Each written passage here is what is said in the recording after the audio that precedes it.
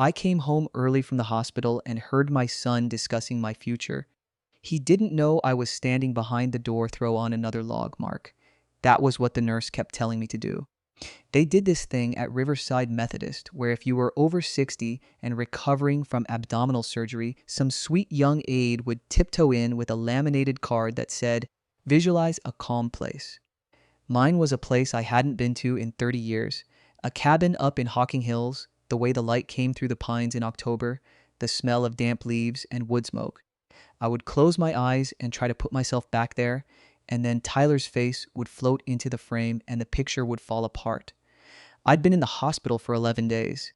Diverticulitis that turned into a perforation, turned into emergency surgery, turned into a week in the ICU with a drain in my side and a phone I wasn't allowed to hold because every time I picked it up, my blood pressure spiked and the alarm went off. I am 63 years old, and apparently that is enough at Riverside Methodist in Columbus, Ohio, for the nurses to treat you like a piece of Bakelite they were trying not to drop. Tyler kept saying he was coming up. Lauren kept saying she would drive him. Emily kept calling from Denver and saying, "Mom, please let me fly out." And I kept telling everyone to stay where they were because there was nothing to do there except sit in a plastic chair and watch me try to keep clear broth down. I am a grown woman. I have been a grown woman most of my adult life. I raised my children alone after their father, Robert, died of a heart attack in the garage back in 2021, an event so absurd it sounded like something from a country song. He was reaching for a Phillips head on the top shelf of his rolling tool chest when it happened. The coroner said it was fast. I told the kids it didn't hurt. I have no idea whether that was true, but I said it and they believed me because that is what mothers do. The release was a Thursday. Doctor Patel came by at 8 in the morning, told me the drain was out, the white count was trending the right direction, the incision looked good, and that I could go home as soon as somebody came to pick me up. She said it like it was a small thing. I heard it like a verdict. I had been afraid of going home. I had been more afraid of going home than I had been of the surgery, and I had not told any of my children that because a 63-year-old woman who is afraid of her own kitchen is not somebody you want to be visiting. Tyler said he would be there by noon. Lauren said she was going to come too. I had told them both repeatedly on the phone that they did not need to come. I did not want to fuss. I wanted to get into my own car, drive the 15 minutes back to the house on East Broad Street, sit in my own chair, pet my cat, Leela, who had been boarded at the vet for 2 weeks because nobody could go feed her, and not talk to another human being for at least 6 hours. That was my idea of recovery. Tyler's idea of recovery evidently was a full committee. He texted at 11:12. "On my way, Mom. Lauren driving," she insisted. I rolled my eyes so hard I almost pulled a stitch. I texted back, "Drive safe." I started packing my bag, which was the bag I had brought in 11 days ago, when I still thought I was having a routine scope and might be back on the couch by 5. I had packed a paperback. I had packed slippers. I had packed a cardigan. I had not packed the fact that the world was about to tilt. Lauren texted at 11:49, running 10 min behind. Tyler grabbing Panera. I did not answer. I was in the bathroom, twisting my hair into a bun, looking in the mirror at someone who looked like she had aged about 3 years in 11 days. My eyes had that hospital shine, that particular waxiness you only get from fluorescent light and bad broth. They pulled up at 12:30 in Lauren's Volvo, which is the kind of car Lauren has because she is the kind of person who has a Volvo. She is 34. She is a regional director of operations for a dental supply company based out of Cincinnati. She is, by most measurements, a successful person. She is also the kind of daughter-in-law who brings a labeled tote bag to a hospital discharge, and inside it she had placed a folded blanket, a thermos of homemade chicken soup that I knew without asking had been cooked in her own kitchen in their tidy little house in Mason, 2 travel pillows, and a paper bag from Bath & Body Works with Get Well labels on it that I have, to this day, never used. Tyler wanted to wheel me out in a chair. I told him I could walk. He insisted. Lauren insisted. I sat in the chair because I did not have the energy to argue with 2 people who thought they were being kind. They rolled me down the corridor. A janitor high-fived Tyler, which means my son had been making friends at Riverside Methodist. Of course he had. Tyler makes friends at gas stations. The drive back was uneventful. Lauren drove. Tyler sat in the back with me. Lila was at the vet until Saturday. The house on East Broad Street sat where it had sat since 1998, a 4-bedroom colonial that Robert and I bought when the kids were small because the school district was good and the yard was big enough for a swing set. And because he said, if we're staying in Ohio any more than 10 years, we're doing it once. And I said, honey, the moment I move, I will die. And that was that. 28 years. Tyler helped me up the front walk. I told him he could leave. He said he wanted to help me get settled. Lauren said she wanted to check the fridge because I had been gone 11 days, and the contents of a fridge in the house of a 63-year-old person who lives alone are never anything a daughter-in-law is going to approve of. I let them in because I was tired, and because letting them in was less effort than keeping them out. Plus, I had forgotten about the soup. I wanted the soup. Lauren swept into the kitchen and began the kind of refrigerator audit that makes you want to apologize for being an adult. I sat at the kitchen table with Tyler. He was wearing a lanyard with some kind of software conference tag still clipped to his belt loop. He works in tech. Something to do with pipelines, data pipelines, the kind of job I cannot describe to anyone but can describe the salary of, which is the part that matters. He had not shaved. He looked tired. He must have driven up from Mason early, before work perhaps, and then he had skipped his workday to come get me, which I felt bad about, and then I felt guilty about feeling bad about, because he had insisted and I had said no 3 times, and he had insisted anyway, and that is a pattern I would think more about later. Hey Mom, he said, sliding into the chair across from me. How you feeling? Like a person who got their abdomen cut open 2 weeks ago. Yeah, right, he laughed, a little too quickly. Lauren's going to clean out whatever's in the fridge that was alive when we got here. She does not need to do that. I know. Let her do it. She likes doing it. I let him have that. I was tired. I wanted soup. Are you sure you don't want me to stay tonight? He asked. I'm sure, Ty. Lila's coming home Saturday. She can sit on my chest and keep me warm. You go on back to Mason. He nodded slowly, but he had a look on his face, the same look he used to have in middle school when he hadn't finished a book report and was deciding whether to say so. Lauren came back in with a folded paper towel and wiped a tiny drop of something off the counter, and then she touched his shoulder, the way you do when you have already had the conversation about what is going to happen next, and it is just a question of when it happens. Mark is coming by later, she said. He said around 5. Mark is Tyler's older brother. Mark is 38. Mark lives 8 miles from me in Bexley in a house my husband and I helped him put the down payment on. Mark sells orthopedic devices for a company outside Dayton. Mark has a girlfriend named Trish, who is nice, but who I have only met 3 times. Mark is my eldest child, and Mark is also the one I have always been afraid of. The way you are afraid of a child from the moment they come out looking at you like they already know how the story ends. He's coming here? I asked. Said he wanted to check on you, Tyler said. He should have come in the morning with you.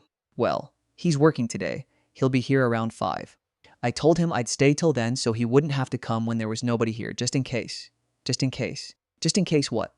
I didn't ask. I was tired. I wanted soup.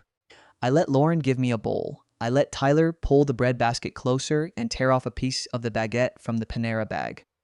I let myself be the kind of mother who lets her children run the room, and I sat there, eating soup, in my own kitchen, in the house I have lived in for 28 years, and I felt like a guest. Around 1:30, Tyler said he and Lauren were going to go to the store for me, pick up a few things, give me space. I said sure. I said thank you. I said just anything easy. Bread, bananas.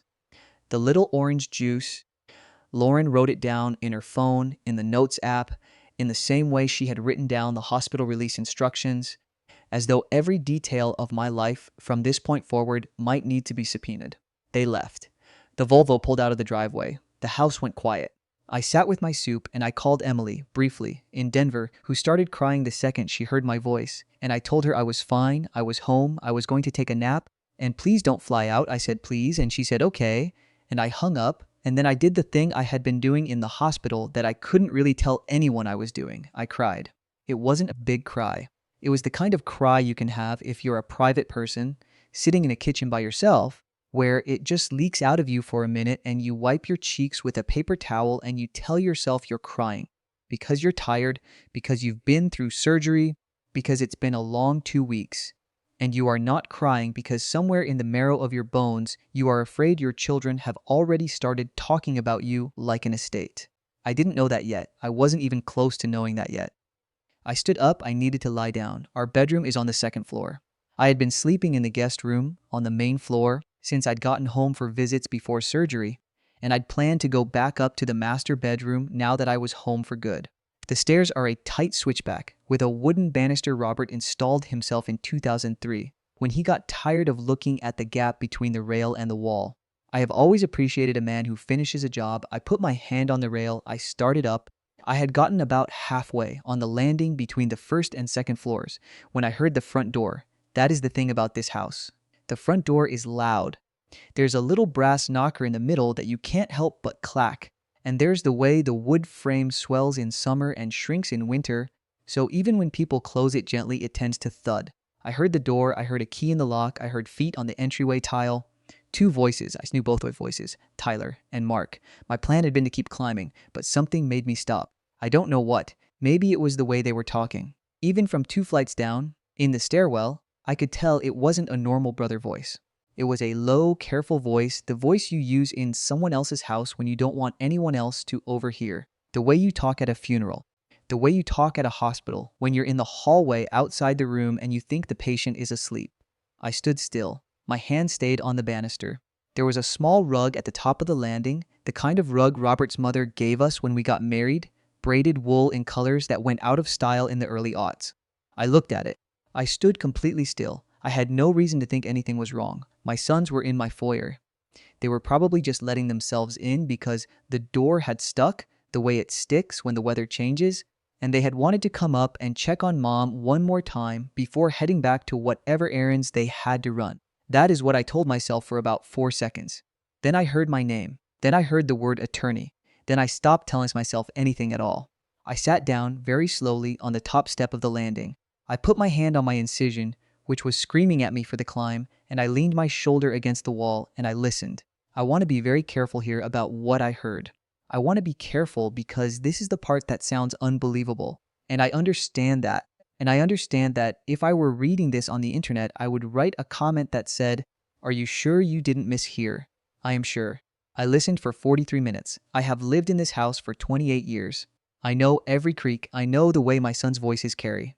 Tyler talks in his lower register when he's being earnest. Mark talks in his upper register when he's selling you something. They were both being earnest, in their own special ways.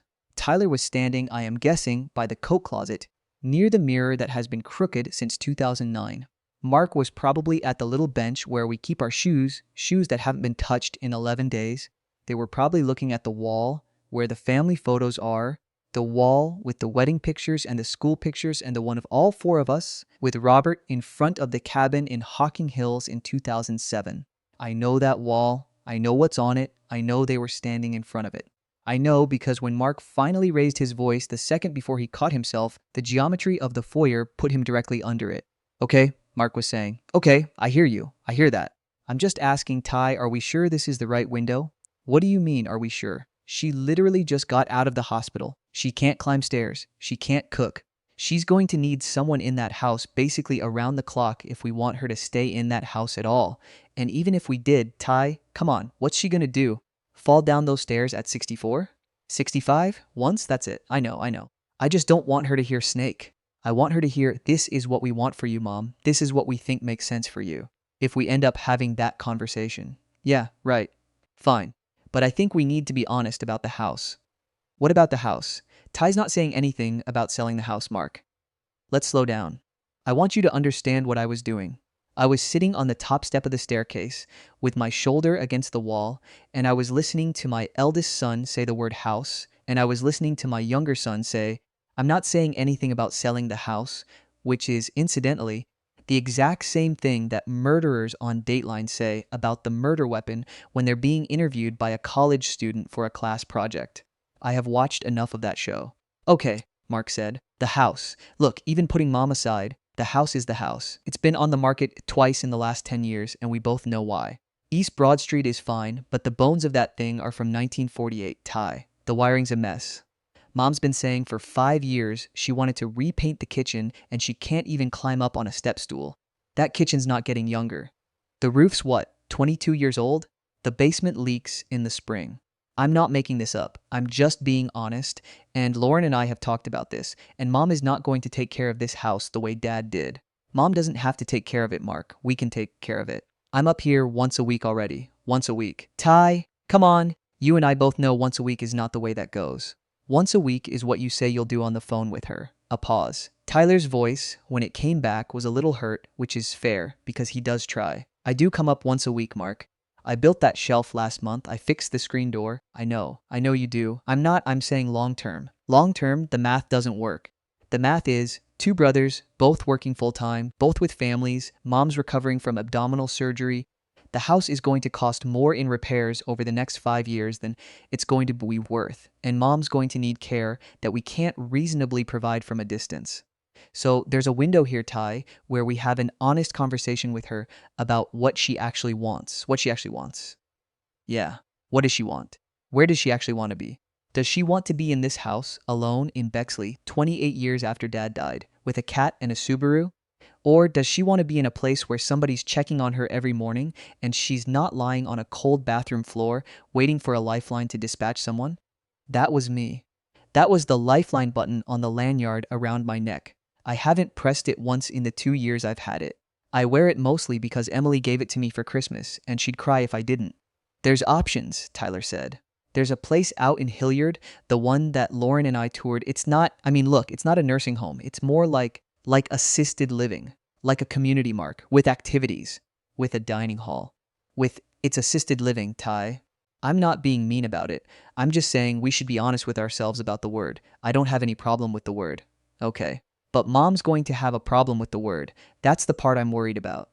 Mom's going to look at us like, I don't know, like we're putting her in a drawer. Mom's going to look at us like we just took the house, Mark said. The word house again. The word house in my own foyer, 2 feet from a wedding portrait of a bride and groom who had been married for less than an hour in front of that very wall. I want to say, for the record, that I did not gasp. I did not drop anything. I am not a dramatic person. I have been a bookkeeper for 31 years, which is a job that requires you to react slowly and correctly to numbers that are wrong, numbers that somebody is trying to lie about. I am good at noticing numbers that somebody is trying to lie about. I noticed. Mark was still talking. He was talking the way Mark talks when he is trying to make a hard thing sound reasonable, which is, his gift. He sells orthopedic devices to hospitals. That is literally his job. He takes a thing that costs too much and sounds scary and tries to make it sound like something somebody needs. Look, the assisted living piece, we can put that aside for today. We can talk about that later.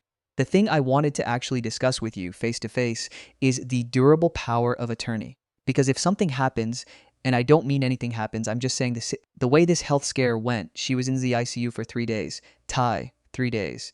With a drain and a vent. And if Lauren and I hadn't already had the paperwork drawn up, she could have been on a machine for a week while Emily had tried to fly out from Denver.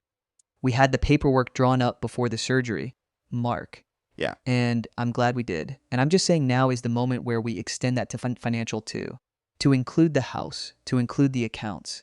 Because if mom has another health event, and I'm not saying she will, but if she does, we don't want to be sitting in a hospital arguing about who has authority over her checking account while she's in a bed.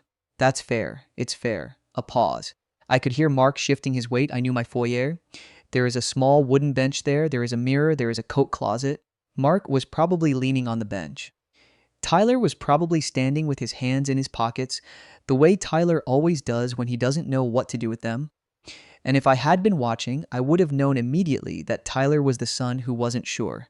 All right, Tyler said. I hear you. The POA makes sense. The assisted living thing, we slow down. The house, let's not say that word to her, Mark, please. Let's at least do her the honor of waiting till she opens that conversation herself. Fine. And Lauren and Trish and Emily don't need to be on the email about this, do they? I'd rather we tell Emily ourselves. Agreed. Emily is, I love Emily, but she's going to lose her mind, and we don't need that right now. Right. And Trish is fine, but Trish is going to side-eye this, and we don't need Trish. Noted. Ty? Yeah. Don't tell Lauren I raised the house thing today. Why? Because Lauren is going to be practical about it, and she'll want to move on it this weekend, and I don't want this to be a weekend thing. I want this to be after mom's had a few weeks of recovery, after she's stable, after she's in the kind of headspace where she can actually hear us, after she's stable. Yeah. And if she's not in that headspace, then we revisit. Look, I'm not in a hurry on this, Ty. I love mom. I want mom to be okay. I just don't want to be the guy who is standing in a funeral home in Bexley in 3 years going, I should have had the conversation when I had the chance. That's all. Okay, so we're clear. POA. Assisted living revisited in a couple of weeks. House, we table for now. We don't say the word sell to mom. Aggressive word choice, Mark. Yeah, aggressive. I know. So we don't use it. All right. Anything else? No, that's it. I'll just go up and check on her before I head back. Footsteps. Toward the staircase. Toward me, I moved. I moved as quietly as I have ever moved in my life. I slid sideways across the landing on my hands and knees because I am 6 weeks out of abdominal surgery and I cannot exactly sprint, and I pushed open the door to my own bedroom, Robert's and my bedroom, the room I have slept in since 1998, and I pulled it shut behind me, and I stayed on my hands and knees for about 9 seconds because I could not breathe. I heard Mark climb the stairs. I heard him knock lightly on the guest room door. I heard him ask, Mom? I heard him open the guest room door. I heard the silence of an empty bed. I heard him say, very quietly, Tyler, she's not down here? I heard Tyler come up the stairs. I heard him say, what? She's not in the guest room. Check her bedroom. More footsteps. Mark was now 4 feet from me. On the other side of a hollow core door from me, he knocked. I stayed on the floor. I put my hand over my mouth. Hey, Mom? It's Mark. You in there? Nothing. Mom? More nothing. I made myself not exist. I heard Mark open the door a crack. I heard him peek in. I watched from the floor as a thin slice of the hallway light appeared across the hardwood and then disappeared and the door clicked shut again. Who is in there? Tyler asked. Nobody. Bed's made.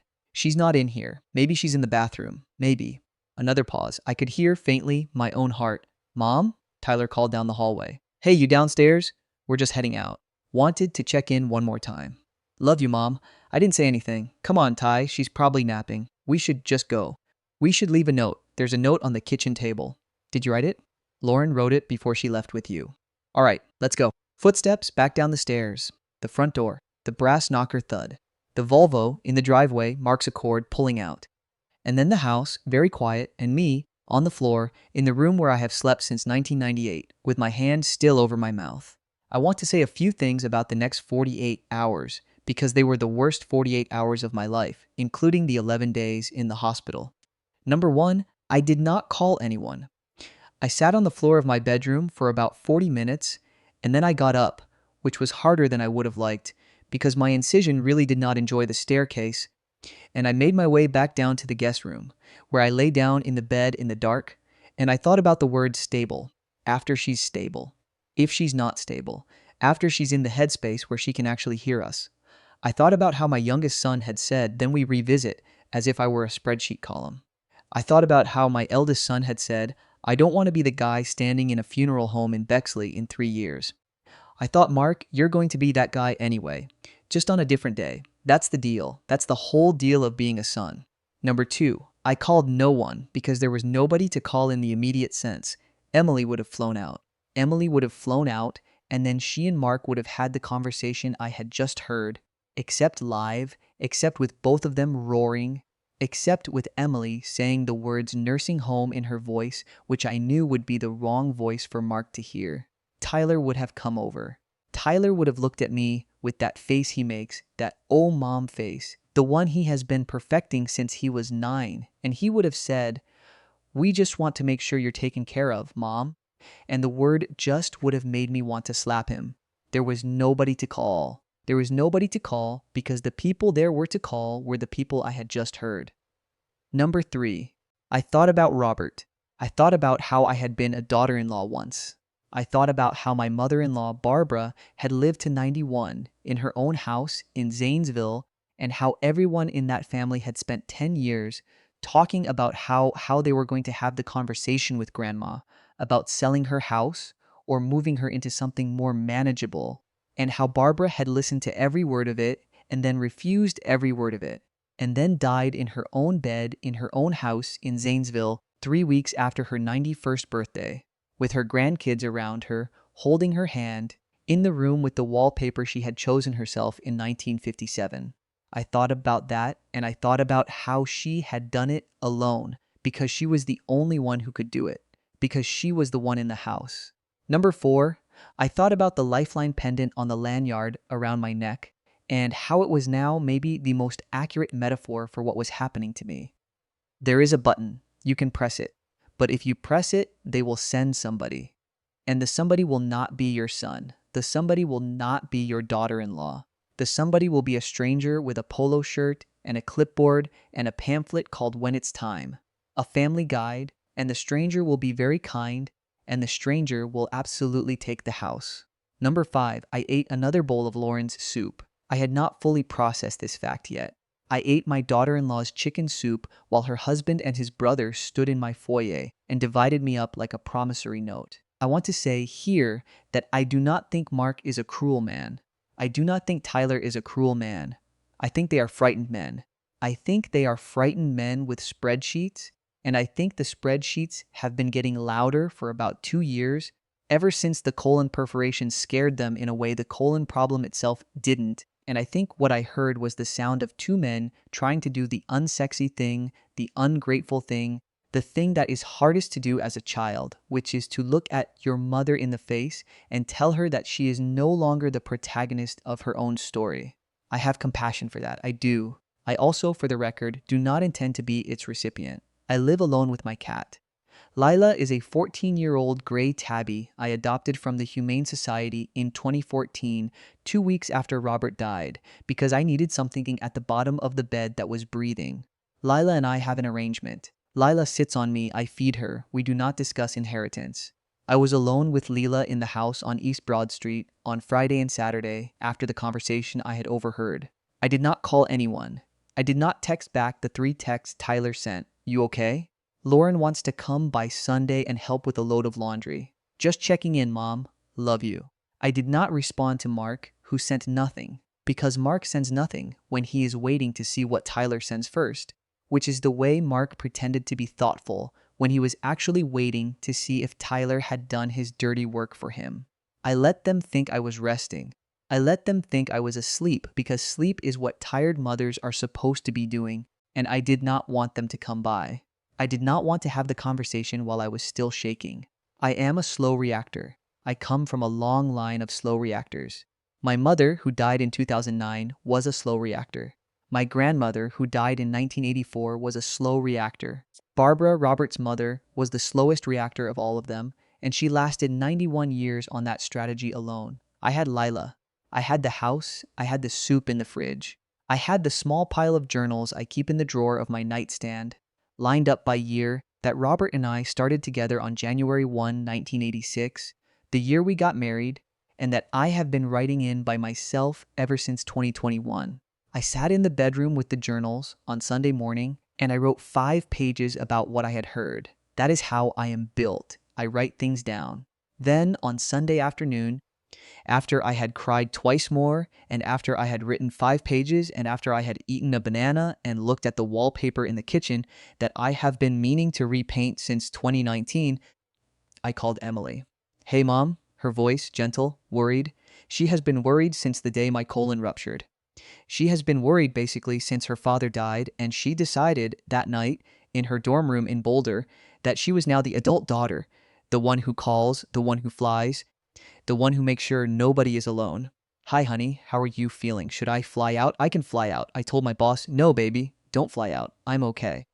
I just wanted to ask you something, and I need you to not say anything to your brothers for at least a week. A pause. I heard her sitting down somewhere. She does that. Drops into chairs when she's nervous. Okay, Mom. What is it? They came up here on Thursday, Tyler and Mark. They came back here after they thought I'd gone to sleep, and I heard them talking in the foyer. What do you mean you heard them? I was on the stairs. I was sitting on the top landing. I heard them. She didn't say anything for a moment. Then, about what? About me, about the house, about power of attorney, about a place in Hilliard, about the word stable. I heard her breath catch.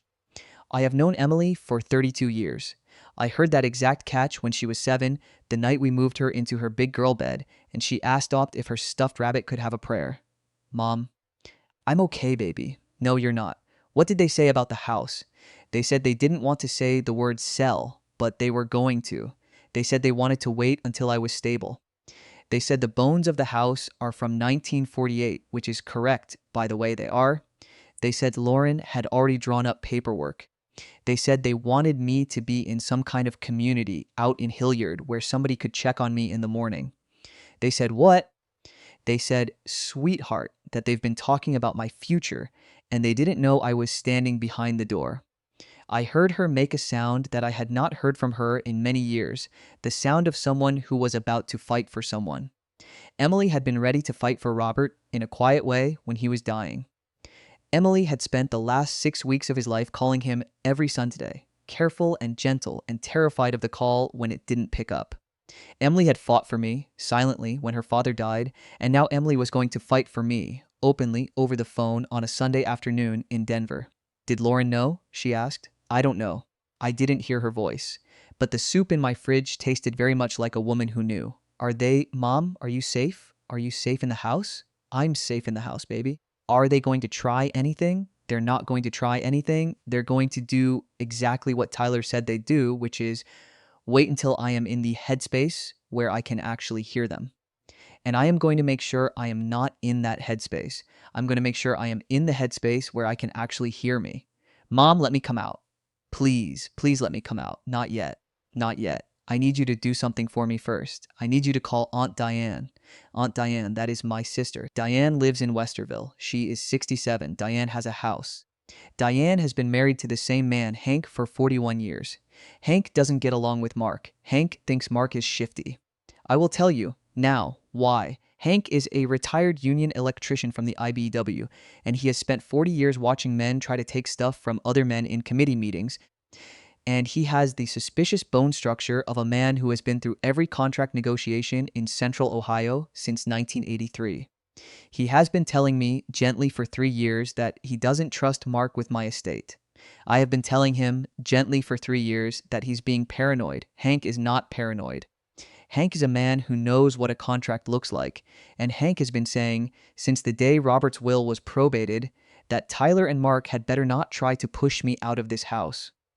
And I am going to let Hank be right about something, for once in 3 years, because Hank is a kind and loyal man, and my sister Diane is a kind and loyal woman, and they are going to do exactly what I am about to ask them to do. "Aunt Diane is going to fly in?" Emily asked. "No, baby.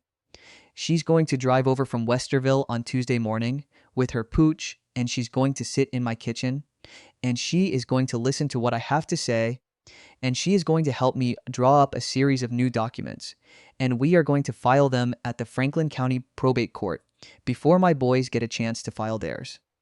And those documents are going to say the following: I, Margaret Holloway of sound mind, although not of sound colon, do hereby revise my will, my durable power of attorney, my healthcare directive, and the deed of trust that has governed this house since 1998. Mom, are you sure? I have never been more sure of anything in my life, Emily. The day your father died, he was reaching for a Phillips head. The day I came home from the hospital this week, my sons were dividing up the furniture in the foyer. I am not going to be in the headspace where I can hear them. I am going to be in the headspace where they can hear me. Do you want me there? I want you there for the dinner. What dinner? I'll explain. On Tuesday morning, Diane arrived at 9:15. Hank arrived separately a few minutes later with a folder of his own. Hank had, without telling me, drawn up a rough outline of what he thought I should consider, because Hank is a man who keeps a folder for everything. We sat at the kitchen table. Lila sat on the chair next to me. Diane made coffee. Hank unfolded his papers. We worked slowly, carefully, for about 4 hours. Here's what we did. We revised my will, naming Diane as the primary executor, not either of my sons. We revised my healthcare directive to specify that no decisions about my care, including any decisions about residential placement, can be made by anyone other than me, and that any durable power of attorney I sign in the future must be countersigned by Diane as a witness of my competence. We drew up a new deed of trust, transferring the house, and this is the part the boys are never going to like, into a revocable living trust, for which I am the sole trustee during my lifetime, and in which the remainder beneficiaries are Emily, my granddaughter Lily, Tyler's daughter, who is 8 and who I love more than I can tell you, a charitable remainder to the Mid-Ohio Food Bank, and in the unlikely event that 45 years from now there is anything at all left to divide, a small bequest to both Tyler and Mark. The house is not for sale. The house is not a discussion. The house is in a trust in my name, controlled by me until I am not. And if I am not, the house goes to the people I love, not to the people who tried to put me in a drawer. Diane typed. Hank reviewed. I sat at the table and signed 8 different documents in the places where Diane put the little yellow flags. We notarized them, of course, with a notary Diane had called ahead, a woman named Pat, who lives 2 streets over and who has notarial bond and hasn't aged a day since 1989. I paid Pat $40 and gave her a piece of the lemon cake I'd made for the week, which was a small price for the privilege of being able to put my hand on the Bible in front of Pat and tell the truth. Then we made some phone calls. I called my attorney, a man named Ted Foster, who has been the Holloway family attorney since 1994. Ted is 71. Ted has represented me through 3 car accidents, the original purchase of the house, the addition of the back porch in 2003, the refinancing in 2009, the probate of Robert's will in 2021, and now the revision of everything that Robert died having put in place. Ted is a small, gentle man who never raises his voice. He said on the phone when I told him what I wanted to do, "Margaret, are you sure?" "I've never been more sure of anything in my life, Ted." "All right, I'll draw up the rest. I'll file it. I'll send copies. Anything else?" "They're going to call you, Ted. They're going to want to know if they've missed any windows." "They haven't missed any windows, Margaret. I know." "Ted, thank you. Anything for you, Margaret. Anything." Then Hank called his old buddy, a probate litigator named Vic, who is 64, who I have never met, who specializes in cases where families try to push elderly parents out of their homes. Vic said, over the phone, let them try. Then Diane called Emily, who, by Sunday night, had already booked a flight for Wednesday. Emily was going to be in Columbus on Wednesday at noon. Emily was going to stay through Sunday. Then I called Lillian Tyler, that is Tyler's wife Lauren, but I am not going to say her name properly, because her name is also Lauren, and I am petty, and I love her, and I am going to roast her soup for the rest of my natural life. I called Lauren and I said, "Honey, I want you and Tyler to come over Thursday night for dinner. 6:30, just family, nothing fancy." She said, "Of course, Mom. What can I bring?" "Just yourselves." I called Mark. He did not answer. I left a voicemail. I said, "Mark, I need you to come to the house on Thursday night at 6:30. I want to have dinner. Bring Trish if you'd like." I did not say I wanted to have dinner with Trish. Trish was invited so the room couldn't feel too small. Trish is a kind woman. Trish did not sign any paperwork. I called Emily and I told her to be at the house Thursday at 5, an hour early, because Emily and I needed to talk. Thursday. The day arrived the way days arrive when you know what's coming. Slowly and then suddenly. Emily flew in on Wednesday. I picked her up at the airport despite my not being supposed to drive yet. I drove anyway because I am Margaret Holloway, and Margaret Holloway drives when Margaret Holloway needs to drive, which is most of the time. We went to the house. We ordered Thai. We sat in the kitchen. We talked about Denver. We talked about her job, which is at a logistics company, which she likes. We talked about Lily, who is 8 and who calls me Gigi. We talked about the wallpaper in the kitchen. We talked about the upstairs bathroom, which has had the same tile since 1998. We did not talk about what we were going to talk about on Thursday night. We both knew what Thursday night was. On Thursday, Mark texted at 10 in the morning. "See you at 6:30. Trish wants to come." I texted back, "Of course, see you then." Tyler texted at 11, "Lauren wants to make a side. Is mac and cheese okay?" "Mac and cheese is perfect."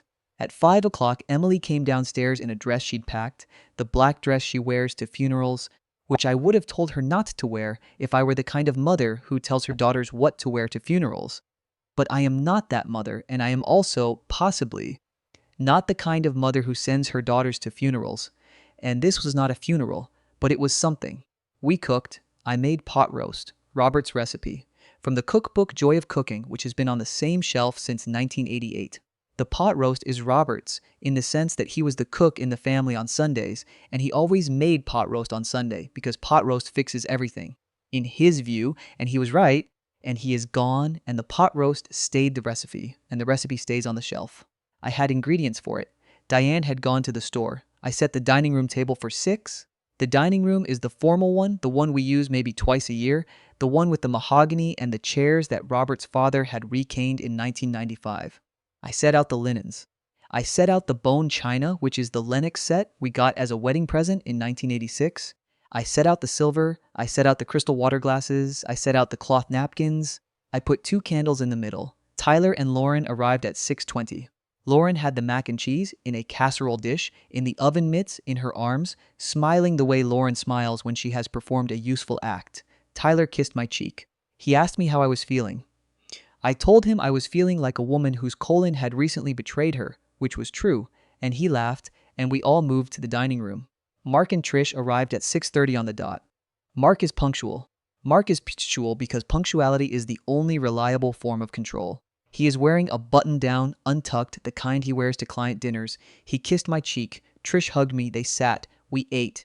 We talked about small things, about Hank's new knee, about Lauren and Tyler's trip to Hawaii in February, about Mark's sales numbers, about Lily's swim lessons, about the cat, who had been unusually well behaved, because Lila understood that Thursday was not a Lila night. Then I put down my fork. I am going to be honest with you. I had prepared what I was going to say. Diane and I had written it out in pen on Wednesday night in the guest room on a yellow legal pad. We had 3 drafts. I had thrown out the first because it was too angry. We had thrown out the second because it was too soft. The third was neither. The third was a Margaret Holloway dinner speech, which is to say it was brief, it was direct, and it was true. I want to share something with you all, I said, before we have dessert. Tyler looked at me with a soft face. Mark looked at me with a working face. Lauren looked at me with the face of a person who, 3 hours earlier, had set a timer for the mac and cheese. On Thursday, when you came back to the house to check on me after dinner, I was upstairs. I was on the staircase. I heard the conversation that took place in this foyer. I watched Mark's face.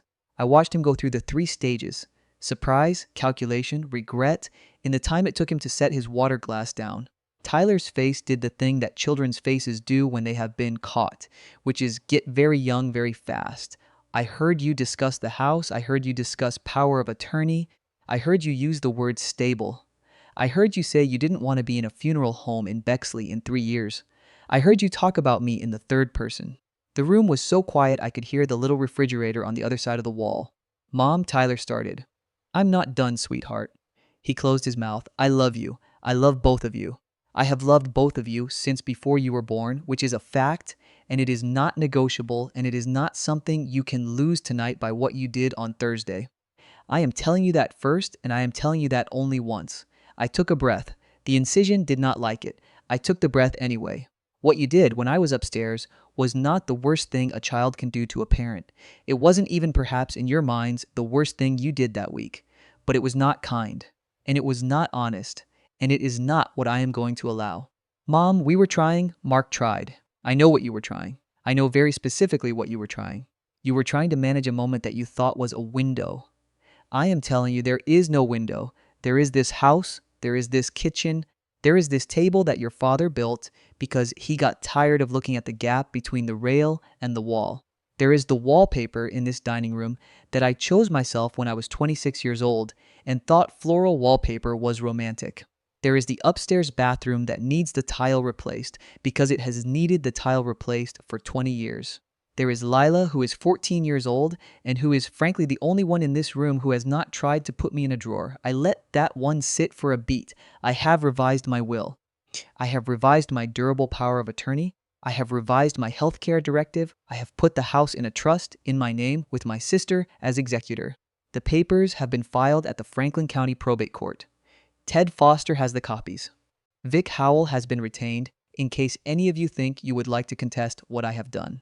You will not be able to. I am of sound mind, although, again, not of sound colon. I looked at Mark. I looked at him for a long time. Mark is my eldest.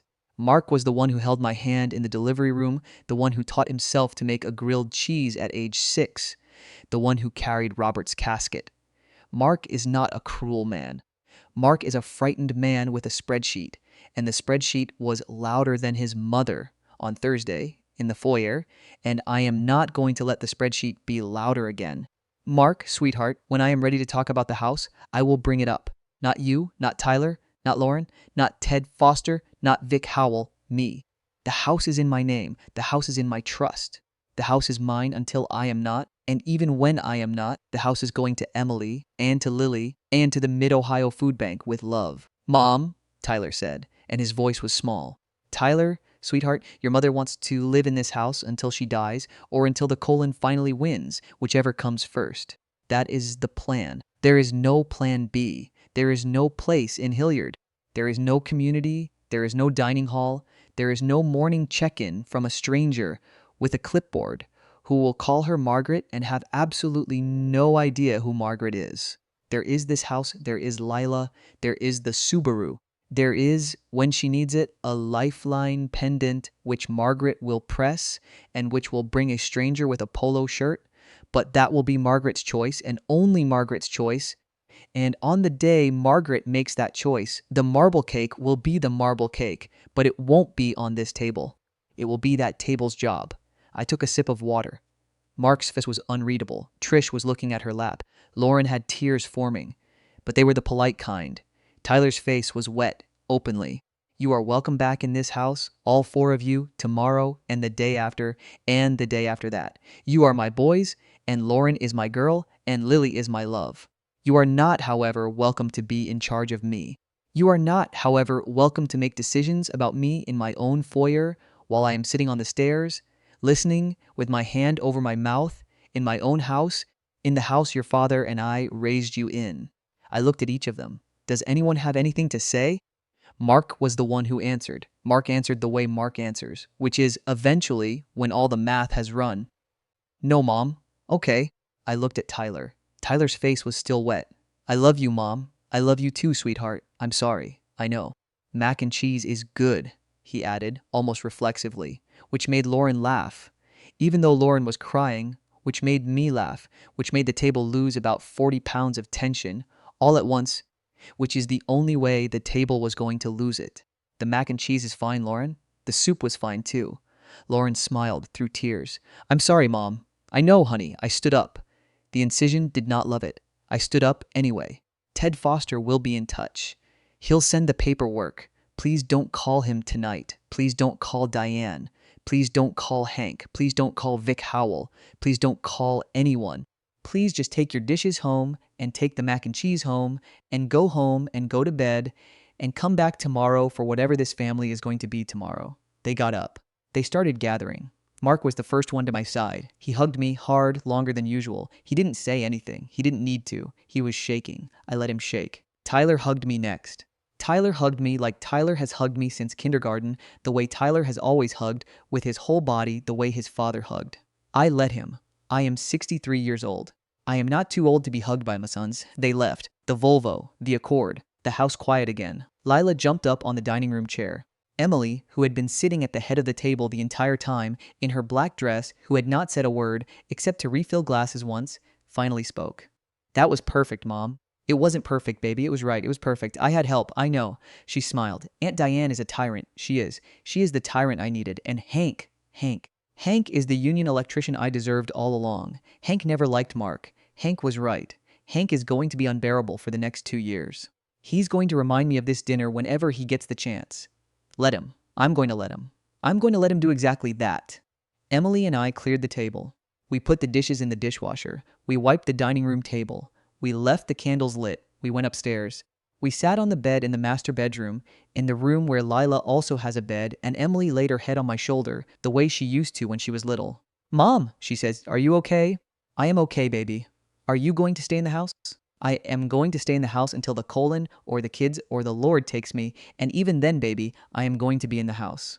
The house is in a trust. The trust is in my name. The name is Margaret Holloway of East Broad Street, Bexley, Ohio. Margaret Holloway has revisions. Margaret Holloway has Diane. Margaret Holloway has Hank. Margaret Holloway has Emily. Margaret Holloway has Lily. Margaret Holloway has Lila. Margaret Holloway has Robert, who is up in Hocking Hills, in his urn, in the cabinet in the living room, and who would have wanted me to live here until I couldn't, and who would have been the first to say, don't let the boys put you in a drawer, Maggie. Mom, Emily, this is going to be okay. I know it is. I knew it on Thursday on the stairs. I knew it before I called you. I knew it the second I heard Mark say headspace and then pause to check his own math. I knew it because I am a bookkeeper, sweetheart. I am very good at noticing when somebody is trying to do the math on my behalf. Emily laughed. We were quiet for a while. Mom, do you want me to come out more often? Come out whenever you want, baby. The door's loud. You'll hear me on the stairs. That's not funny. It's a little funny. Very little. Okay. Very little. We turned out the lights. Lila came up and lay at our feet. Robert's urn was on the cabinet. The wallpaper was the wallpaper. The kitchen needed paint. The upstairs bathroom needed tile. The wiring was a mess, and the basement leaked in the spring, and the bones of the house were from 1948.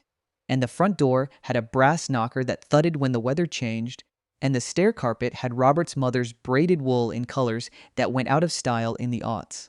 And I am Margaret Holloway, and I have revisions, and the revisions are filed, and the revisions are in the trust, and the trust is in the house, and the house is mine, and the door is loud, and Lila is on the bed, and Emily is at my side, and tomorrow the boys will come back, and the day after, and the day after that, and they will knock, and I will let them in, and I will feed them, and I will love them, but they will not put me in a drawer.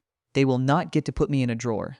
They will not get the house. They will not get the house because the house has been Margaret's and Margaret is not done. That is where I am. That is where the stair carpet is.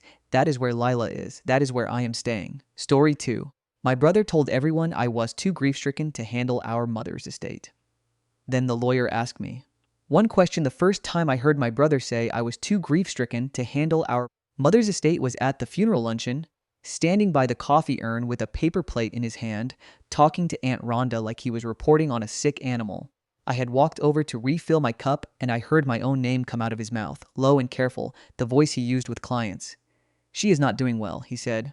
I think the whole thing, watching Mom go, it broke something in her. She cannot even sign her own name right now, he said. She tried to write a check at the grocery store yesterday, and her hands just shook.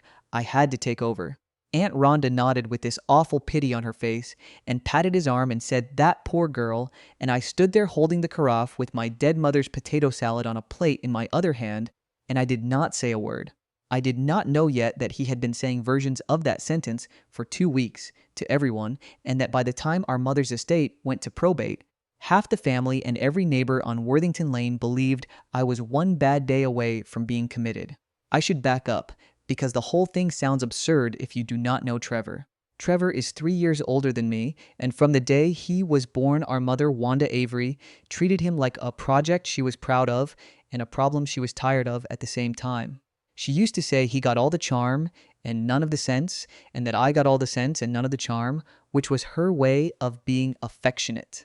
Our father Dale died 9 years ago, a heart attack in the driveway on a Tuesday morning, and Mom handled the whole thing with a calm that I still think about, the kind of calm that comes from being a school principal for 30 years.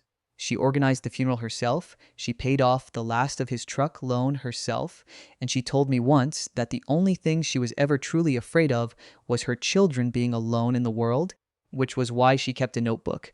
But I will get to that. Trevor moved to Scottsdale right after Dad died, the way people move to Arizona to become someone else.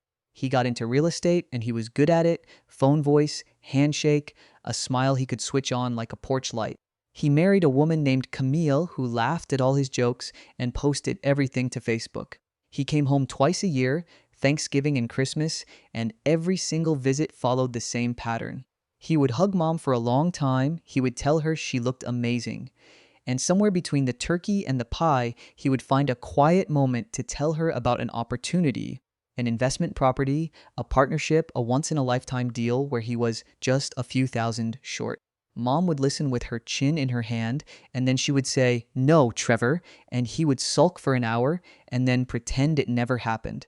I know now that he borrowed $60,000 from her in 2016 and another $22,000 in 2019, and that she never said a word to me about either one because she was that kind of mother, the kind who keeps her children's failures in a drawer to protect them.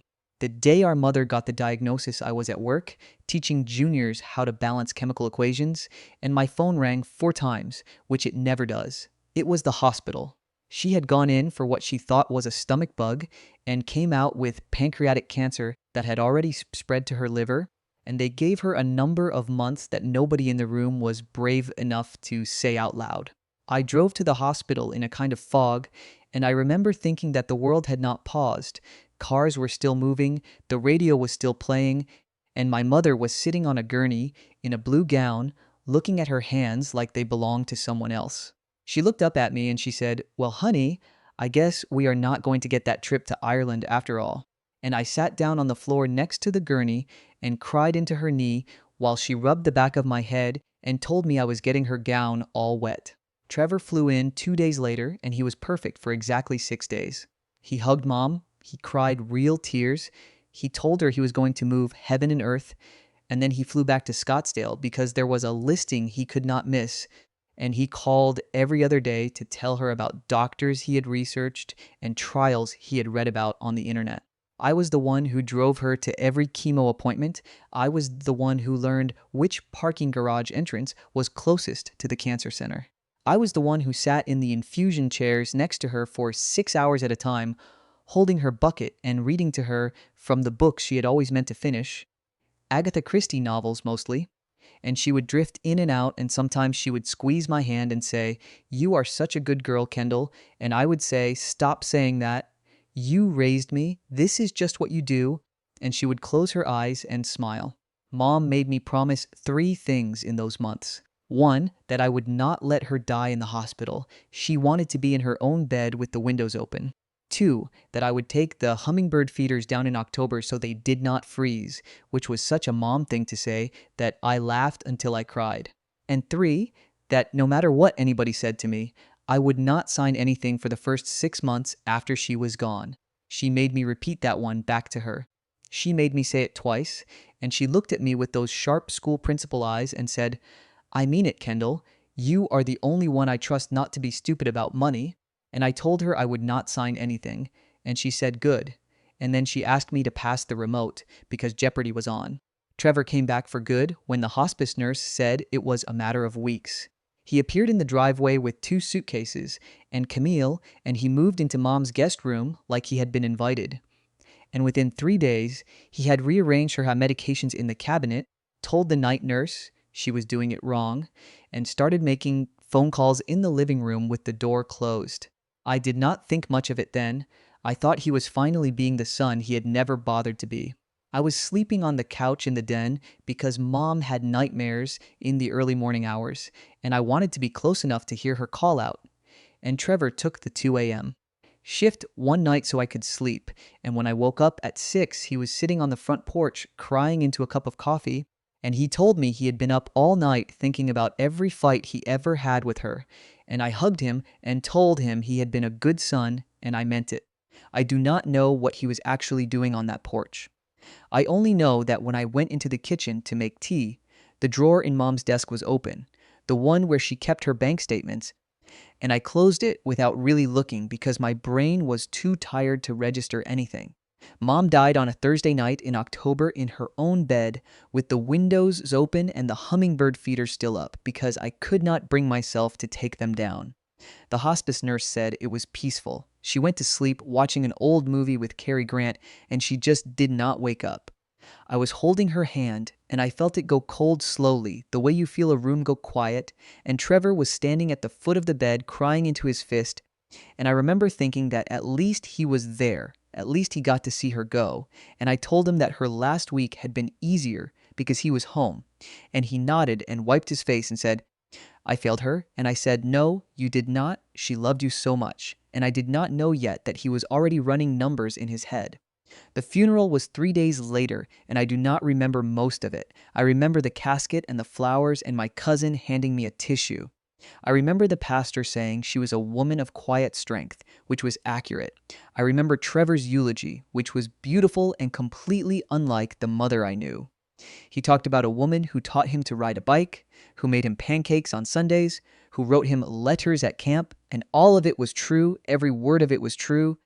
But somehow it made me feel like I was at a stranger's funeral, like he was burying the mother he had invented instead of the one who had sat in the chemo chair for 6 hours a day with me while he was in Scottsdale.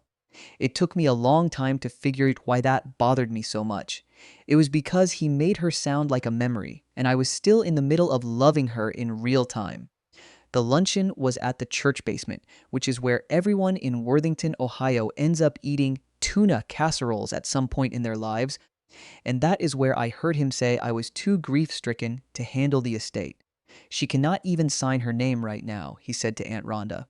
I had a moment of pure cold realization standing there, and I wanted to walk over and say something, but I did not know what to say, because I had in fact been a wreck.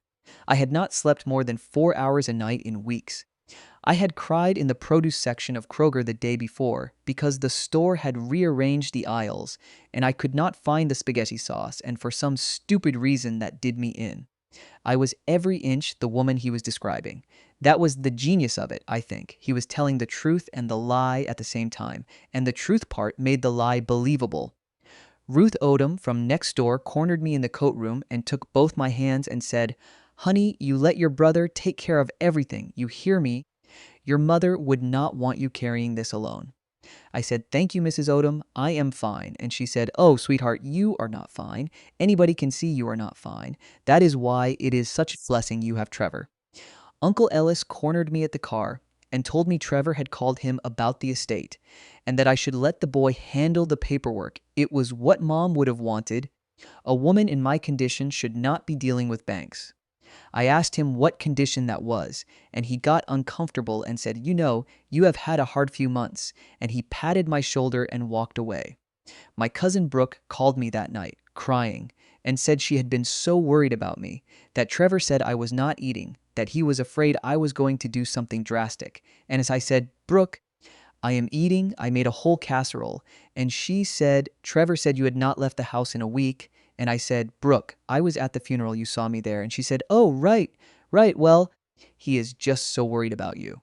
That was how he did it. He planted 100 tiny lies and then let other people water them.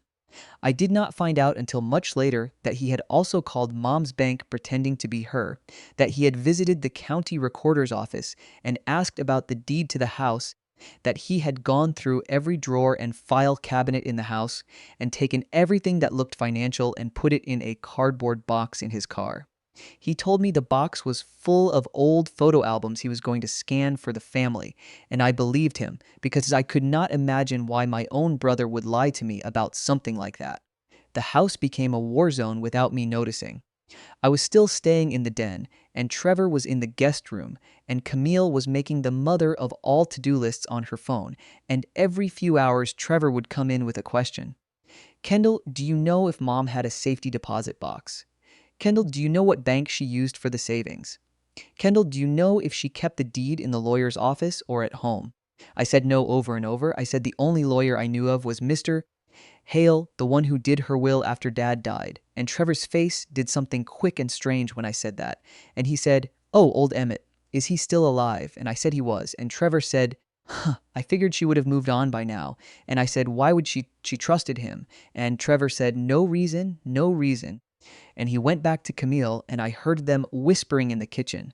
But I did not listen, because I was packing up Mom's clothes for the donation bin, and I had just found the sweater she wore every Christmas, and I was crying into it. The week after the funeral, Trevor asked me to come over for dinner, which meant he and Camille cooked pasta, and I brought wine, and after dinner he pushed his plate aside and sighed and said, "Listen, Kendall, I need you to sign a couple of things, just routine paperwork. The probate court needs an acknowledgement that the family has agreed on who is handling the estate, and since I am the one who has been dealing with the bank and the funeral home, it makes sense for it to be me." He slid 2 pieces of paper across the table and handed me a pen. I looked at them.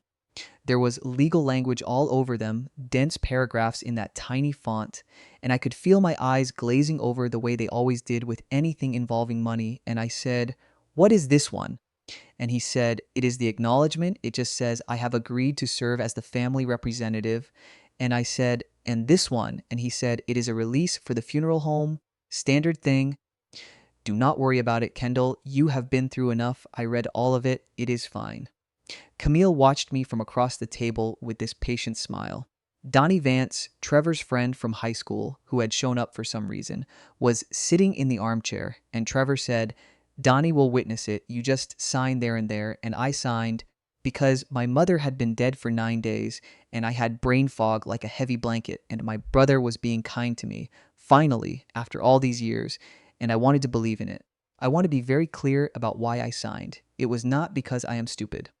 It was because I was exhausted, and because the man holding the pen was my brother, and because he had been there at the end, and because the words on the page were little more than shapes to me, and because my mother's exact instruction, the one she made me repeat twice, was not to sign anything, and I signed anyway. And I thought about her that night, lying in bed next to Graham, my husband, and I told him what I had done, and he said, "What was it exactly?" And I said, "I do not know, some acknowledgement." He said it was routine. And Graham, who is a very patient man, said, "Maddie, no wait." He said, "Kendall, you should have the lawyer look at it." And I said, "It is fine. It is just Trevor." And Graham said, That is exactly why you should have the lawyer look at it. And I told him he was being paranoid and he let it go because I was fragile and he did not want to fight with me. And I think about that night a lot because Graham was right and I was wrong. And if he had pushed harder, we might have saved ourselves a very bad afternoon. The next day, I called the office of Emmett Hale to ask about probate because Trevor had told me our mother's will named him as the executor and that Mr. Hale would have all the paperwork ready. And I wanted to hear it from him because something in my gut was starting to itch. The receptionist, a cheerful woman named Betty, who had worked there since I was a kid, said, "Oh, honey, I am so sorry about your mother." And she put me through. And when Mr. Hale came on the line, he was quiet for a moment. And then he said, "Kendall, I am glad you called. I have been meaning to reach out. Your mother left some things here for you." And I said, "Like what?" And he said, "We will get to that. First, I want you to tell me, did your brother ask you to sign anything in the last few days?" And I got very still and I said, "Why do you ask?" And he said, "No reason. No reason. Just come in on Friday. Bring your husband if you can and bring the papers." And I said, "What papers?" And he said, "Whatever you have signed, just bring it all." And he hung up without saying goodbye, which was not like him at all. I asked Trevor about the Friday meeting when he dropped by the house that evening under the pretense of checking on me, and I saw his face change, that quick calculated thing it did when he was working a problem. And he said, "Oh, I already talked to Hale. The reading is just a formality. I can handle it. You do not need to come. You have been through enough." And I said, "I want to come. He is my lawyer too." And Trevor said, "He is not your lawyer, Kendall. He was Mom's lawyer." And I said, "Exactly." And Trevor said, "Fine. Come if you want, but do not get upset when it is not what you expect." And I asked him what that meant. And he said, "Nothing. Just that the will is old. Mom was planning to update it and never got around to it, so it is probably going to be a pain." And I said, "Update it to what?" And he said, "I do not know. It does not matter now. You will see on Friday." Friday came, and Graham drove, and I remember the weather, a cold gray Ohio November day with the leaves all gone, and I sat in the passenger seat holding the folder with the papers I had signed like it was evidence of a crime, which it turned out it kind of was. The office was the same as it had always been. Dark wood and brass lamps and the smell of old paper, and Betty waved us back with a face that was carefully pleasant, and through the big window I saw Trevor and Camille already there, sitting in two leather chairs, and Trevor was wearing his funeral suit, and he stood up when I walked in and said, "Hey, little sister, you look good." And he hugged me, and I felt the whole thing slide sideways in my chest, the hug that meant get ready. Mr.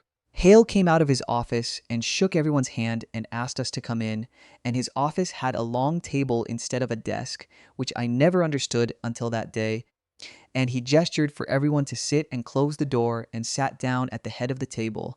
And he put his hands flat on the table and looked at Trevor for a long moment, and then at me, and he said, "I want to start by saying that Wanda Avery was one of my favorite clients in 40 years of practicing law, and I am going to do right by her." And Trevor said, "That is what we are here for, Mr. Hale." And Mr. Hale looked at him and said, "Yes, I imagine it is."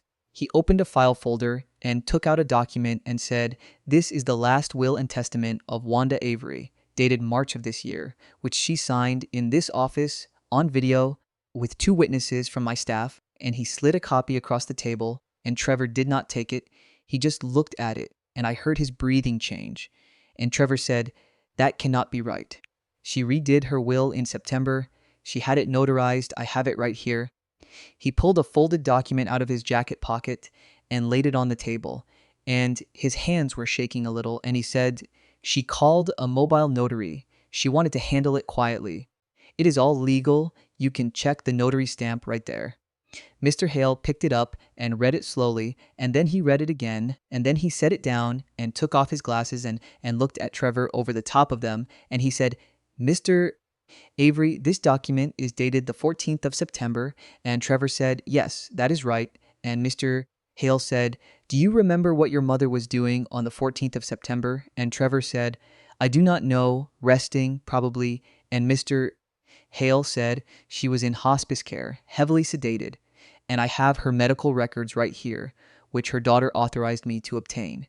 And under those records, Your mother could not have signed a notarized document on that date because she could not hold a pen, and the notary listed on this document is a woman named Diane Pryor, whose commission expired in 2021, and I called the number on the stamp and it is disconnected. Trevor's face did something impressive in that moment, a whole series of emotions moving through it, and Camille put her hand on his arm and said, "This is ridiculous." And Trevor said, "You are calling my mother a liar, Emma." "No, wait," he said. "You are calling my dying mother a liar," and Mr. Hale said, "I am calling this document a forgery, Mr. Avery, and I am giving you one chance to admit it before I make a phone call that ends this conversation in a very different room." Trevor stood up then, and I have to say, he did a good job of looking outraged. He pointed at the window and said, "I am leaving. We are getting a real lawyer. My mother wanted me to have the house," she told me herself, and Mr.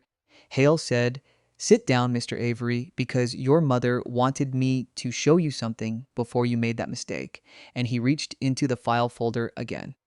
And then he turned to me, and this is the part I keep coming back to, because it was the moment everything I thought I knew rearranged itself. He said, "Kendall, before I show your brother, I have a question for you. And it is a question your mother asked me to ask you. And she made me promise to ask it exactly this way. No matter what you were told, no matter who was in the room." And I said, "Okay." And he said, "Kendall, your mother said to ask you what was in the green notebook." The room went very quiet, and I felt the air leave me, because suddenly I was back in the kitchen of the house on Worthington Lane.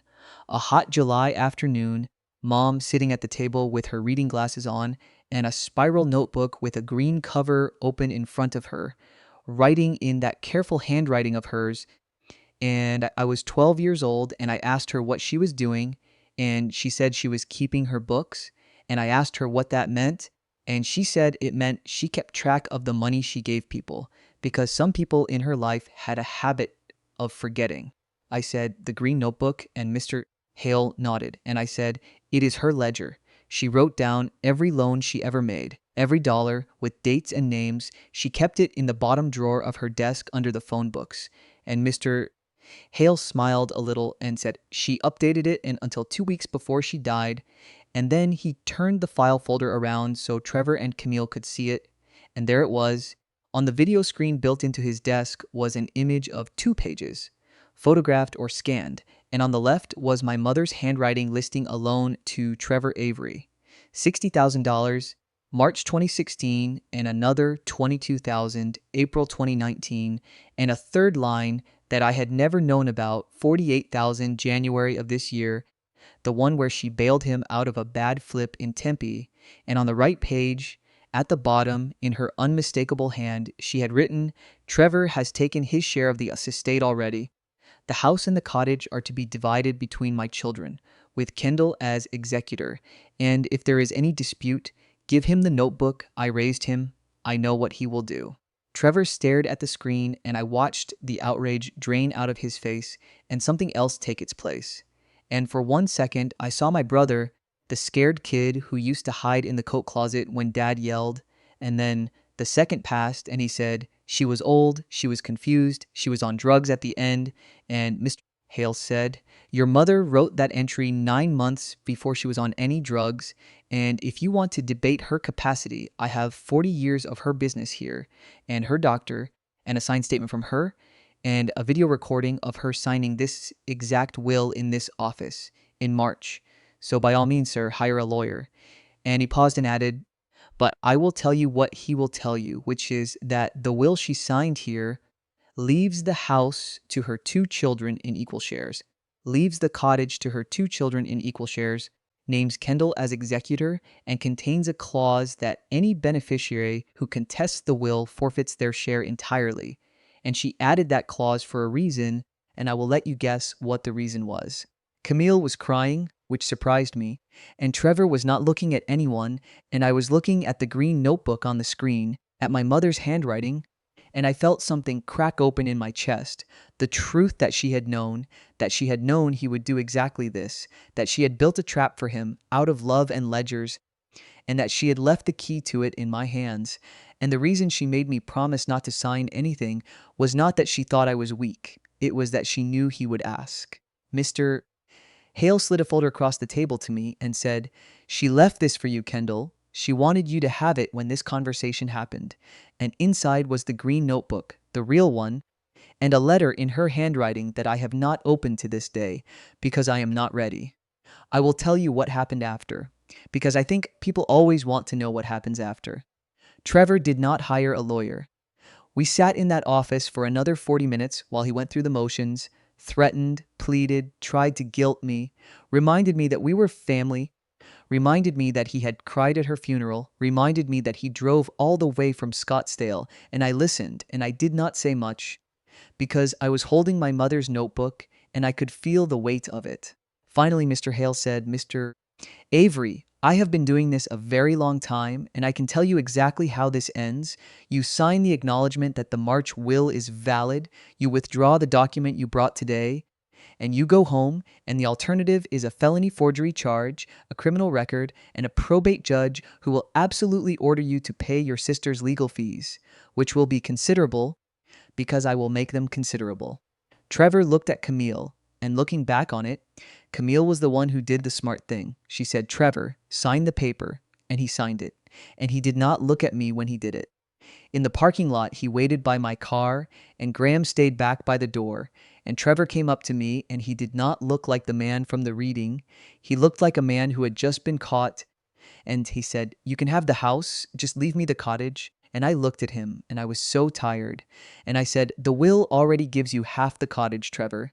You were never going to lose the cottage. You were going to lose everything." And I watched him digest that, the fact that I could have taken it all. The embezzlement of the loan money alone was enough to claw back his half of everything. And he said, "So are you going to?" And I said, "I am not going to do anything. I am going to go home and read my mother's letter, and you are going to go home to Scottsdale, and we are going to be the kind of siblings who see each other at funerals." And he stood there for a minute, and then he said, "I loved her too, you know." And I said, "I know you did, Trevor. That is the worst part." And I got in the car. The family fallout was predictable. Aunt Rhonda called me the next week in tears, saying Trevor had told her I had stolen the house from him. And I said, "Aunt Rhonda, I did not steal anything. Mom left it to both of us." And she said, "Well, he said you threatened him with jail." And I said, "He forged a will." And she went quiet. And then she said, "Well, he is your brother." And I said, "I know." And I did not argue with her, because you cannot argue with the way people choose to see their family. Ruth Odom stopped waving at me when I drove past. Uncle Ellis did not speak to me at Christmas. Brooke sent me a text in February saying she was sorry she had believed him, and I said thank you, and that was the whole apology, and I took it. The neighbors on the street took Mom's side, actually. Half of them told me they had seen Trevor carrying boxes out of the house in the week after the funeral, and one of them, a retired cop named Frank Messer, told me if I ever needed a witness, he had photographs, and I thanked him and told him I hoped I would not need them. The estate settled quietly in the spring. I kept the house, and I rent out half the cottage to a retired couple from Cincinnati, and the money goes into a savings account that I think of as the feeding of the hummingbirds. I moved back into the house on Worthington Lane, into my mother's house, and I sleep in her room now, and the first night I did it, I cried for a long time, and Graham held me and did not try to fix it, which is why I married him. Trevor sold his place in Scottsdale and moved to Flagstaff, and I get a text from him every few months, usually a picture of a sunrise or a photo of Camille's dog, and I reply with a heart emoji, and that is the entire relationship, and I am at peace with it, mostly. The green notebook sits on the kitchen counter now, where she kept it, in the spot where the phone books used to be, and sometimes when I am cooking, I look over at it and I remember the day she made me repeat the promise, and I think about how she knew, how she always knew, how she spent her whole life keeping track of the people she loved the way other people keep track of their groceries. In a green spiral notebook with her careful school principal handwriting, and how she trusted me to understand what she was leaving me. I have not read her letter yet. I put it in the drawer with her good silver, and every time I open that drawer, I run my fingers across the envelope and I put it back. Because as long as I have not read it, she is still writing to me, and I am not ready for her to stop. Graham asked me once if I would ever open it, and I told him I did not know, and he said, "Whenever you are ready, it will still be there," and I said, "I know, and it will because it is the only thing in this world that my brother never got to put his hands on, and I intend to keep it that way for as long as I can. She made me promise not to sign anything for 6 months, and I broke that promise after 9 days. And I have spent every day since trying to figure out what that says about me, whether I am the kind of person who fails her mother's last test, and I think about the way she looked at me that day in the hospital, the way she waited until I said the words back to her, and I think she knew I would break it, and I think she made the plan anyway. And I think that was the whole point of the green notebook, not the trap for Trevor, but the forgiveness, the knowing that I would fumble the simplest instruction, and that she had built the world around my fumbling anyway, so that I would land on my feet no matter what I did. So that is the story. My brother told everyone I was too grief-stricken to handle our mother's estate, and they believed him, and for a while I believed him too, because grief is a fog and I was lost in it, and the only thing that brought me out was a green notebook and a lawyer who asked me the exact question my mother had saved up for me, a question she wrote down and rehearsed and handed to a man in a leather chair in a dark wood office for safekeeping, because she knew that one day I would need to be asked it out loud, in front of him, in a way that made the whole truth land at my feet. I still have the notebook. I still have not read the letter. And I still take the hummingbird feeders down every October, right on time, and every spring I put them back up and I fill them with the sugar water she used to make, and I sit on the porch and I watch the birds and I talk to her a little and I tell her about my day and I tell her the house is fine and the cottage is fine and Trevor is fine and that I kept my word about the feeders at least. And I like to think she is somewhere laughing at me. Because of all the promises she made me repeat, that is the one I keep, and it is the only one that matters to nobody in the world except her and me, and maybe that is the point of the whole thing, that love is not the grand gesture. It is the little thing you remember to do on time. It is the notebook and the letter you do not open and the feeders you take down in October, and I have all of it, every piece of it, and my brother has a sunrise in Flagstaff and a dog, and I hope it is enough for him, I truly do, because I got the better deal, and I know it, and I think she knew it, and I think that was the whole reason she left me the house. Story 3.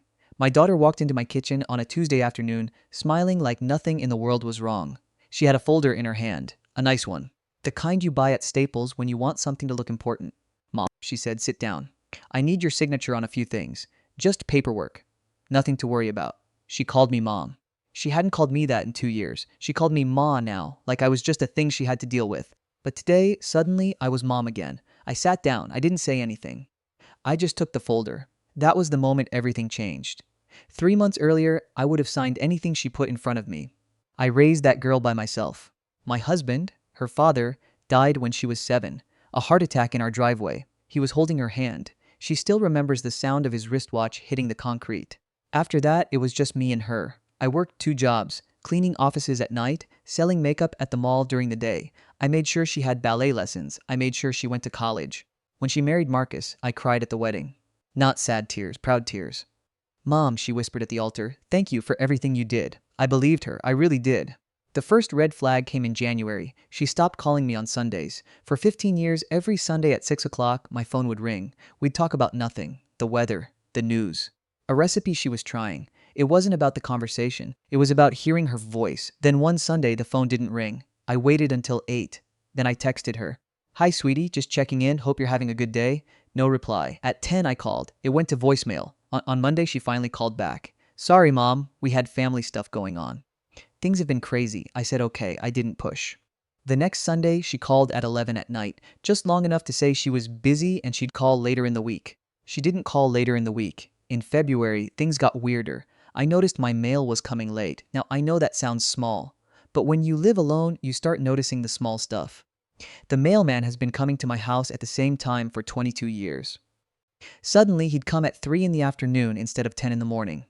And some days he wouldn't come at all. Mail's been strange, I told my neighbor Linda. That's odd, she said. Mine's been fine. I didn't think much of it then.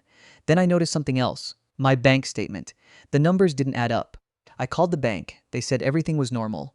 But when I checked online, 2 transactions I didn't make had shown up. Small ones. Wire transfers of $300 each. To an account I didn't recognize. I called my daughter.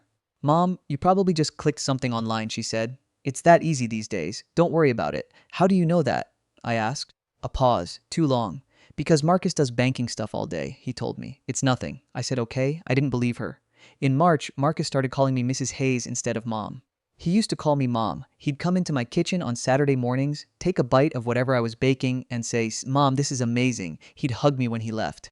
He'd bring me flowers on big holidays. Then one day he said, Thanks for lunch, Mrs. Hayes. We should get going. I looked at my daughter. She didn't flinch. She didn't correct him. Something was very, very wrong. In April, I received a phone call from my attorney. Mr. Daniels had been handling my will since my husband died. A real nice man, 60 years old, slow talker. He never called me unless something important was happening. Mrs. Hayes, he said, I wanted to let you know someone added my contact information to a trust document with your name on it. It came through last week. I didn't authorize it. What document? I asked. It's a property transfer. They're trying to add you as a grantor on a deed move. Your signature was already attached, but it didn't match what we have on file. I sat down at my kitchen table. Mrs. Hayes, he said, are you still there? I'm here, I said. Who sent it? It's coming from your daughter and son-in-law's office. I thanked him. I hung up the phone. I sat in my kitchen for almost an hour. Then I called my brother Roger. Roger picked up on the second ring. How bad is it? He asked. He didn't make me explain. He already knew. He'd been worried about me for months. He just didn't want to say anything because he knew I wouldn't listen. They're trying to take my house, I said. I could hear him breathing. Are you sure, Carrie? Mr. Daniels called me himself. Someone submitted a forged signature on a property deed from their office. A long pause. What do you want to do? I thought about it, really thought about it. Nothing, I said. I'm going to wait. Carrie, I'm going to wait, Roger. I want to see how far they're willing to go. In May, my daughter started visiting more often. That's when I knew something big was coming up. She'd show up unannounced. She'd bring lunch. She'd sit at my kitchen table and talk about nothing. She'd ask me how I was feeling. She'd ask me if I was sleeping okay. She'd ask me if I was still driving. Mom, she said one day, have you ever thought about what's going to happen when you get older? Like, really thought about it? Of course I have, I said. Do you want to stay in this big house forever? I like this house, I said. But it's so much work for one person. I manage. Are you sure? Who mows the lawn now? Who fixes things when they break? Marcus, of course. Marcus used to mow my lawn. Marcus used to fix my sink. Marcus hadn't been to my house in 7 months.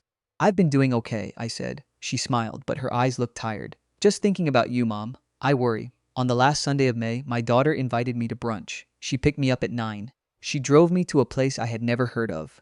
A fancy restaurant, the kind where you need a reservation and the plates are the size of my hand. Marcus was already there. So was his mother, Patricia. Patricia had never liked me. She thought I wasn't good enough for my daughter to marry her son. She'd been passive-aggressive at the wedding. She barely spoke to me at Thanksgiving. Today, she smiled. Carrie, she said, you look wonderful. Sit, eat. They ordered for me. They poured my coffee. They made a big fuss. I felt like a piece of meat being seasoned. After dessert, Marcus got up and said he had to make a phone call. Patricia excused herself to the restroom. My daughter leaned forward. Mom, I have a proposition for you. What kind of proposition? We've been worried about you living alone. Marcus and I, we think it might be time for you to move into a smaller, safer place. Maybe an assisted living community. A really nice one. You'd have your own room. People to look after you. I looked at her. What about my house? We'd take care of that for you. Sell it. Handle the paperwork. You wouldn't have to worry about a thing. Margaret, I said. I used her real name, the one I gave her. What are you really asking me? The smile faded. I'm asking you to trust me, Mom. I stared at her. I'm asking you to let me take care of you. I didn't say yes. I didn't say no. I just finished my coffee. On the ride home, she tried once more. Just think about it, Mom. Please. For your own good. I will, I said. She dropped me off. She waved from the driveway. She drove away. I watched her taillights disappear down the street. Then I went inside and locked the door. In June, things turned ugly. My daughter stopped calling. Marcus stopped talking to me. Patricia stopped pretending to like me. Then one day, I got a letter in the mail. It was from an attorney I'd never met. A different one. Not my Mr. Daniels, a new one. Big fancy letterhead. It said they were representing my daughter in a matter regarding estate planning and asset transition. It asked me to call them. I didn't call. The next week, another letter came. More aggressive. Threatening legal action if I didn't cooperate with a family-managed transfer of property. I read it twice. I folded it. I put it in a drawer. 2 days later, my daughter called. Mom, did you get any letters? Yes. Did you read them? Yes. And? I didn't agree with them, Margaret. Silence. Mom, why are you making this so hard? I'm not making anything hard, sweetie. I'm just reading them. That's all you're doing? That's all I'm doing. Mom, please. We're not trying to hurt you. We're trying to help you. We're trying to keep you safe. You could fall down the stairs. You could have a stroke. What would happen to the house then? It would go to the government. Wouldn't you rather it stay in the family? Her voice was getting louder. Margaret, calm down. I am calm. Mom, I'm calm. I'm just trying to make sure you don't lose everything. You keep saying I'm going to lose everything. Have I lost something already? More silence. Mom, I have to go. I love you. That's when I started keeping a journal. Every phone call, every letter, every weird comment, every time Marcus called me Mrs. Hayes, every time my mail was late. I kept it all in a blue notebook I bought from the dollar store. I also started saving my bank statements, photocopying my mail, documenting everything. I didn't know what I was going to do with it all yet. But I knew one thing. I wasn't signing anything. In July, my daughter came over to check in. She had a bag of groceries. She had tissues in her pocket. She had a red face like she'd been crying. Mom, she said, I just feel so terrible about everything. I never meant for things to go this way. I sat at the kitchen table. What way, Margaret? The way it's been going. Between us. I miss how we used to be. You and me both. Then why won't you just sign the papers? They're good. Mr. Crawford says they're very fair. The house would stay in the family. You'd have a place to live. You'd be safe. I nodded slowly. Let me see the papers, Margaret. She hesitated. I don't have them with me. Bring them next time, okay? She looked surprised, maybe even happy. You'll look at them? I'll look at them. She hugged me, a real hug. The kind she used to give me when she was little. Thank you, Mom. She came back the next Tuesday. She had a folder, a nice one. The kind you buy at Staples when you want something to look important. Mom, she said, sit down. I need your signature on a few things. Just paperwork. Nothing to worry about. She called me Mom. She hadn't called me that in 2 years. She called me Ma now, like I was just a thing she had to deal with. But today, suddenly, I was Mom again. I sat down. I didn't say anything. I just took the folder. That was the moment everything changed. There were 31 pages. I read every single one.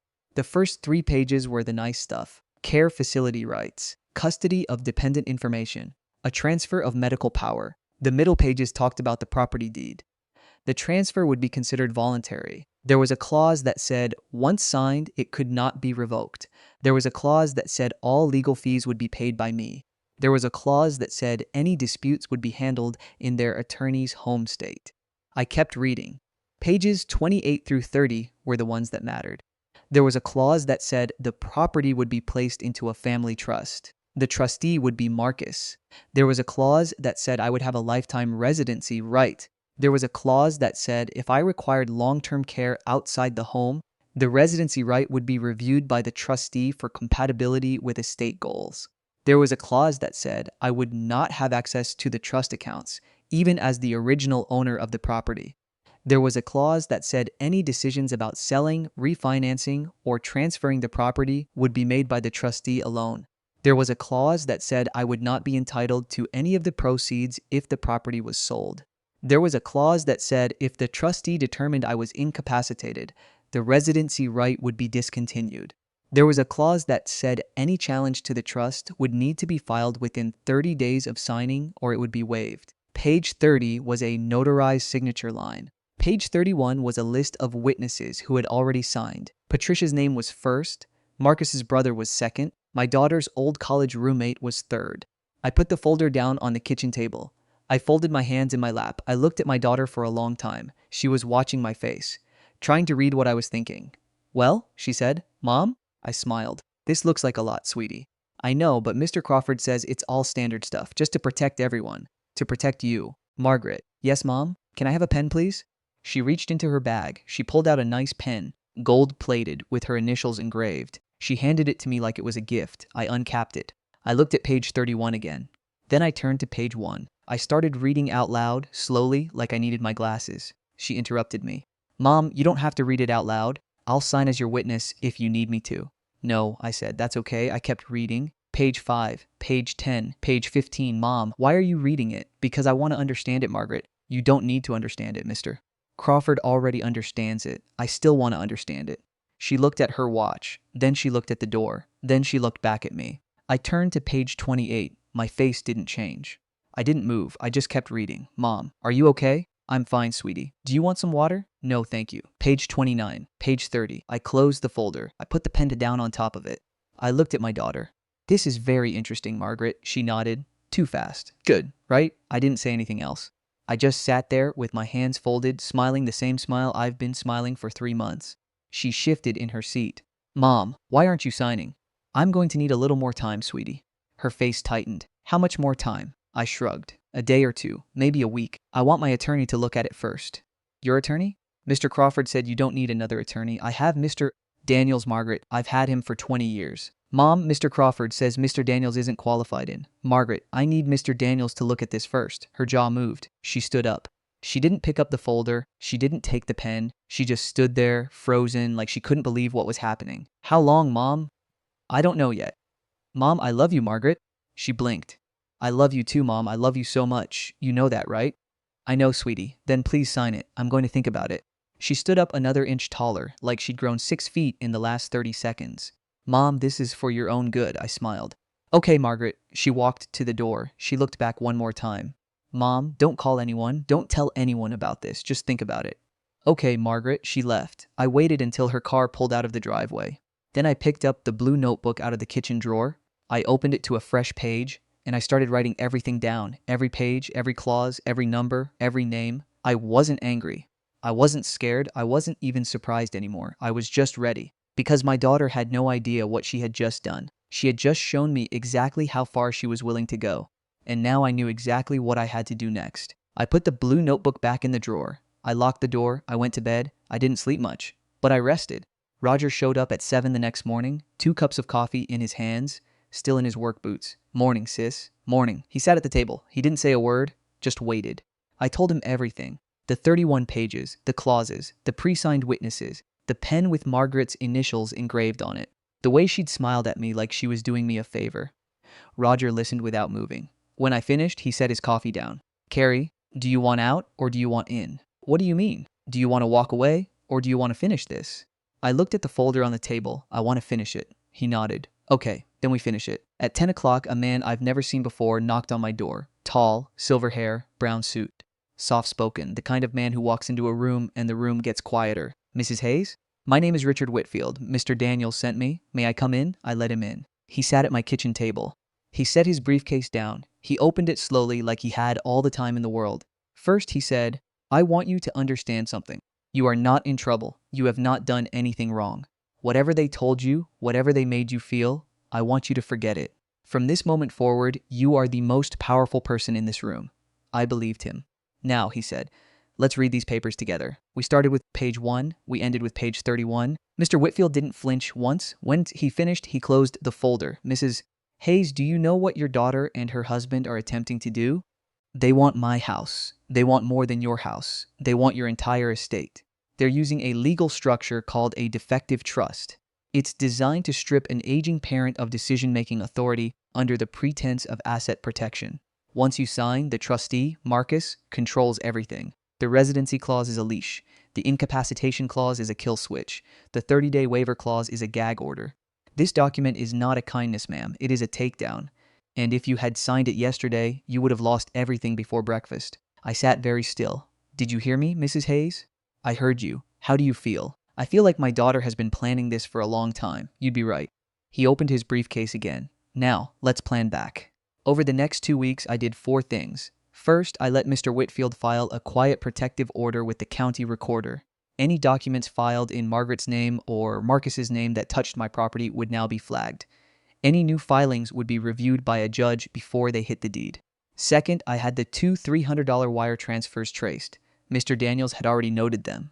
Now they had a paper trail. The destination was a business checking account in Marcus's name. Same account that paid his mother's country club membership.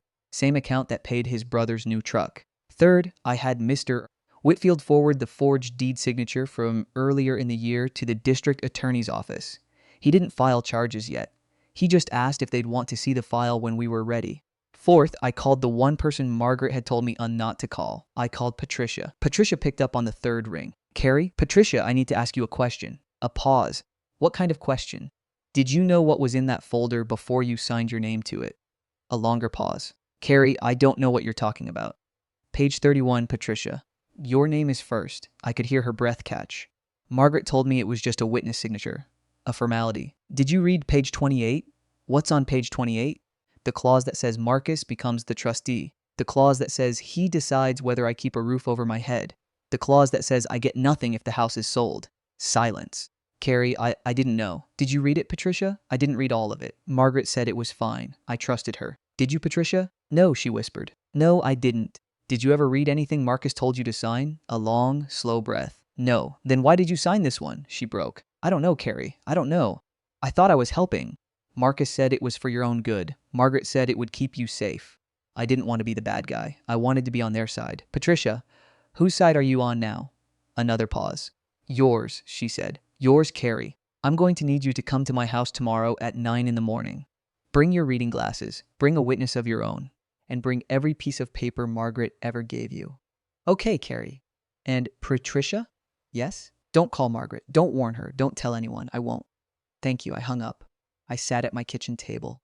I felt sorry for her. I did. She was a 68-year-old woman who wanted to be loved by her son. She'd been used. They'd used her just like they'd used me. But right now, I couldn't help her. I had to help myself first. Marcus called me at 6 the next morning. Mrs. Hayes, it's Marcus. We need to talk. About what, Marcus? About the papers. Margaret told me you wanted more time. I'm here to tell you there's no more time. We need this wrapped up this week. My partners are asking. My mother is asking. The clock is ticking. Partners for what, Marcus? For the trust. For the estate plan. For everything we've been working on. We, the family. The whole family. Margaret is part of it. My mother is part of it. My brother is part of it. We all have a stake in this. A stake in what, Marcus? A pause. In your future, Mrs. Hayes. In taking care of you properly. I let the silence hang. Marcus, I'm going to ask you a question, and I want you to answer it honestly. Go ahead.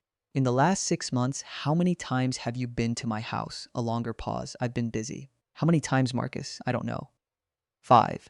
6, maybe. What did you do when you were here? I checked on things, did some repairs, talked to your daughter about the plan. Showed up with paperwork, you mean. A sharp breath. Mrs. Hayes, this is not what. How much money do you owe right now? Marcus, dead silence. Where did you hear that? Marcus, I'm not asking where I heard it. I'm asking how much. A long, slow exhale. That's none of your business.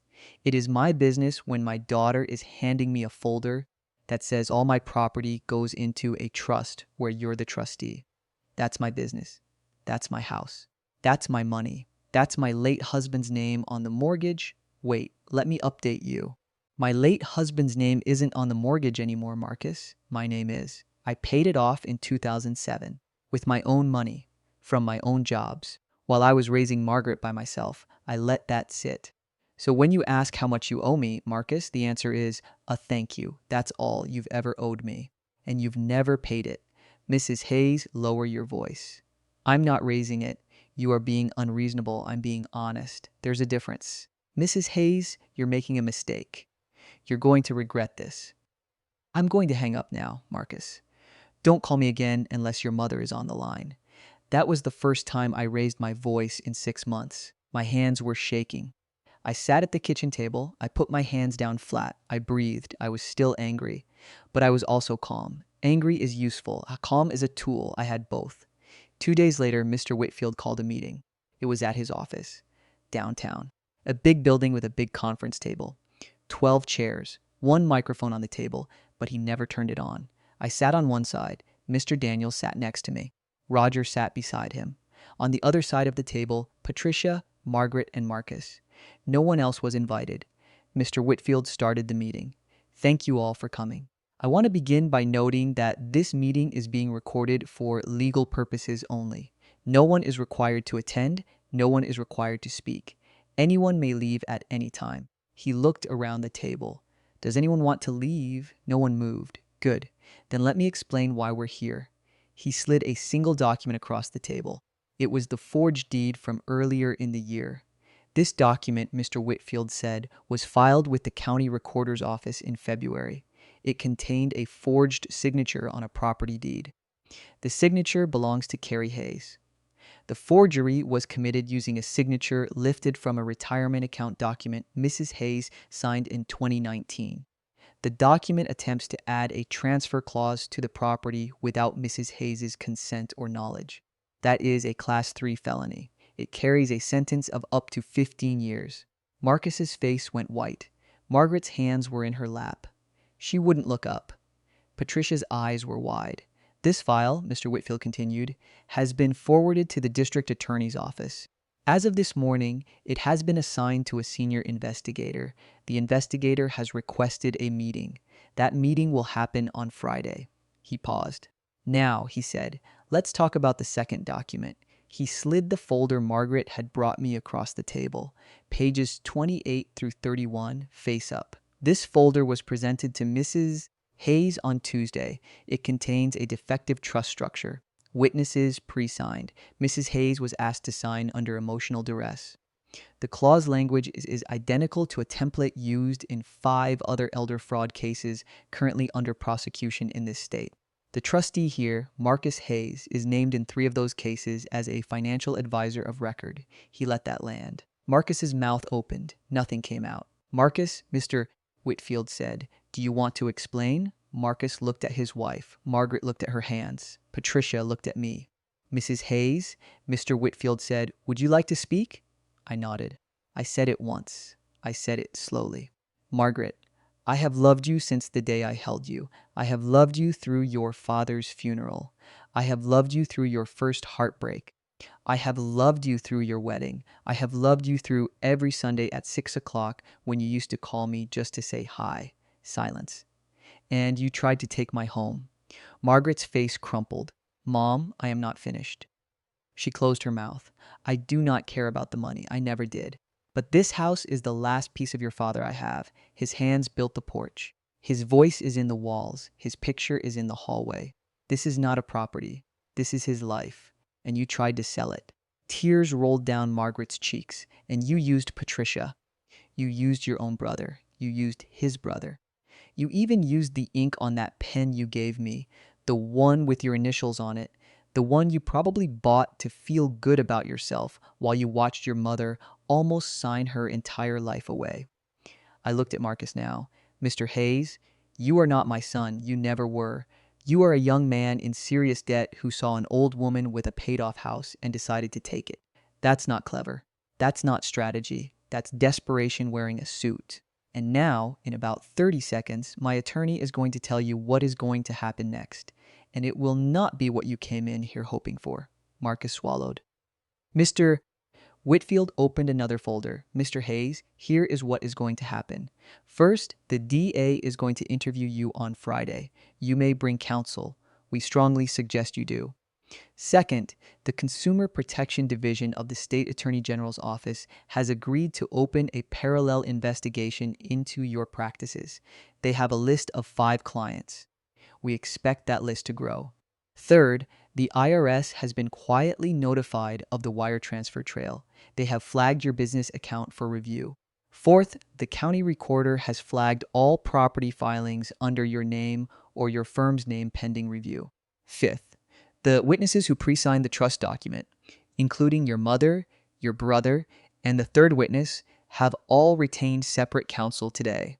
None of them will be testifying on your behalf." Marcus stood up. This is the end of the meeting, Mr. Hayes. That's it. That's it." Marcus looked at Margaret. She wasn't looking at him. She was looking at me. "Mom," she whispered. "Mom, I'm sorry. Sit down, Margaret." She sat. "Mr. Whitfield," I said, "give us a minute." "Of course, Mrs. Hayes." He stood. Mr. Daniels stood. Roger stood. They walked out. It was just me, Margaret, Marcus, and Patricia. I looked at my daughter, Margaret. She looked up, red eyes, wet cheeks, 42 years old, sitting in her mother's chair like a little girl. "Do you remember when you were 7 years old and your father died?" She nodded. "You came to me that night. You put your little hand on my face. And you said, 'Mama, I'll take care of you.' Do you remember that?" She started crying harder. "I remember, Mom." "Did you mean it?" "I meant it." "Then why did you forget?" She didn't have an answer. I stood up. I walked to the door. I opened it. I looked at Marcus. "Mr. Hayes, this is my daughter. This is my house. This is my life. You are finished here." Marcus stood still for a moment. Then he walked past me. He didn't say a word. He walked out the door. I closed it behind him. It was just me, Margaret, and Patricia. "Mom, please, I love you, Margaret," she gasped. "I will always love you. You are my daughter. You are the only child I have. You are the child I held every night for 7 years while your father's heart was still beating in the parking lot of a hardware store." Tears again. Hers. "But I am not signing anything. I am not moving. I am not entering your care facility. I am not letting Marcus control a single dollar of mine. And I am not forgiving any of this. Not today. She nodded. Mom, not today, Margaret. Maybe someday. Maybe not. I don't know. But not today. I walked her to the door. Patricia followed her out. At the door, Margaret turned around. Mom, can I still call you on Sundays? I looked at her for a long time. Yes, I said. You can still call me on Sundays. She walked down the hallway. She took the elevator. She got in her car. She drove away. I closed the door. I locked it. I went back to my kitchen table. I picked up Mr. Whitfield's folder. I started writing. This time, I was writing the end of the story. 3 weeks later, on a Sunday morning at 6 o'clock, the phone rang. Mom? Hi, sweetie. Can I come over? Yes, Margaret. You can come over. She came over at 9. No folder, no pen, no paperwork. Just her. I poured her coffee. I cut her a piece of pie. She sat at the kitchen table. For an hour, we didn't say a word about the house, the trust, the money, the marriage. We just talked. About the weather. About a recipe she was trying. About a song her father used to sing on Sunday mornings. For the first time in 2 years, my daughter sounded like my daughter again. When she left, she hugged me at the door. Mom, I'm sorry. I know, sweetie. I really am. I believe you. Are we going to be okay? I looked at her face, the tired eyes, the dark circles, the makeup she hadn't bothered to fix. We'll get there, Margaret. One Sunday at a time, she smiled. A real one. The first one I'd seen in years. Marcus moved out in November. He didn't fight it. He didn't even argue. Margaret filed for divorce on a Wednesday. The papers were signed on Friday. I never saw him again. Margaret kept coming over on Sundays. Not every Sunday, but enough. Patricia called once a month to check on me, to apologize in her own way. One day in February, she came over with her sister. They brought me tulips. They stayed for tea. She didn't ask for forgiveness. She just said thank you. I gave it to her. It's been a long time now. My house is still mine. My father-in-law's picture is still in the hallway. The locks work fine. The mailbox comes at 10 o'clock sharp. The bank statements add up. And on Sundays at 6 o'clock, my phone rings. Sometimes my daughter asks me how I'm doing. Sometimes she just listens to me breathe. We don't talk about the folder. We don't talk about the trust. We don't talk about Marcus. We just talk. About nothing. About everything. About us. And here's the thing I learned. After everything, the strongest thing in the world is not winning. It's not revenge. It's not even justice. It's a Sunday at 6 o'clock. It's the sound of your daughter's voice saying, "Hi, Mom." It's the doorbell ringing when you want it to ring. It's a quiet kitchen, a paid-off house, a paid-off life, a pen you never picked up. That's my story. If you're watching this and someone in your life is trying to take something from you, your home, your money, your dignity, your peace, please listen to me carefully. Don't sign anything. Don't let anyone rush you. Don't let anyone make you feel crazy. Don't let anyone tell you that their plan is for your own good. Read every page. Read it twice. Then call your brother, then call your attorney, then lock your door, then wait. The right thing will come. It always does. One Sunday at a time. Story 4. My husband said the family business would be mine after retirement. Then I found a second agreement in his desk. I never thought I'd be the wife snooping through her husband's desk. But after 23 years of marriage, 15 of them spent running his family's construction company while he sat in the corner office making phone calls to his golf buddies, I'd earned the right to look for a missing insurance document. What I found instead made my blood run cold. It was tucked behind the false backing of the middle drawer, a manila folder I'd never seen before. Inside, a single sheet of paper, a second succession agreement dated 3 months ago, signed by my husband Marcus and his father Harold. It named Marcus's younger brother Evan as the sole inheritor of Harrison and Sons Construction. Not me, not our 2 children. Evan, the same Evan who'd been fired twice for embezzlement and once for showing up drunk to a site inspection. The same Evan who'd called me a gold-digging outsider at our engagement dinner and never apologized. I read the document 3 times, my hands shaking.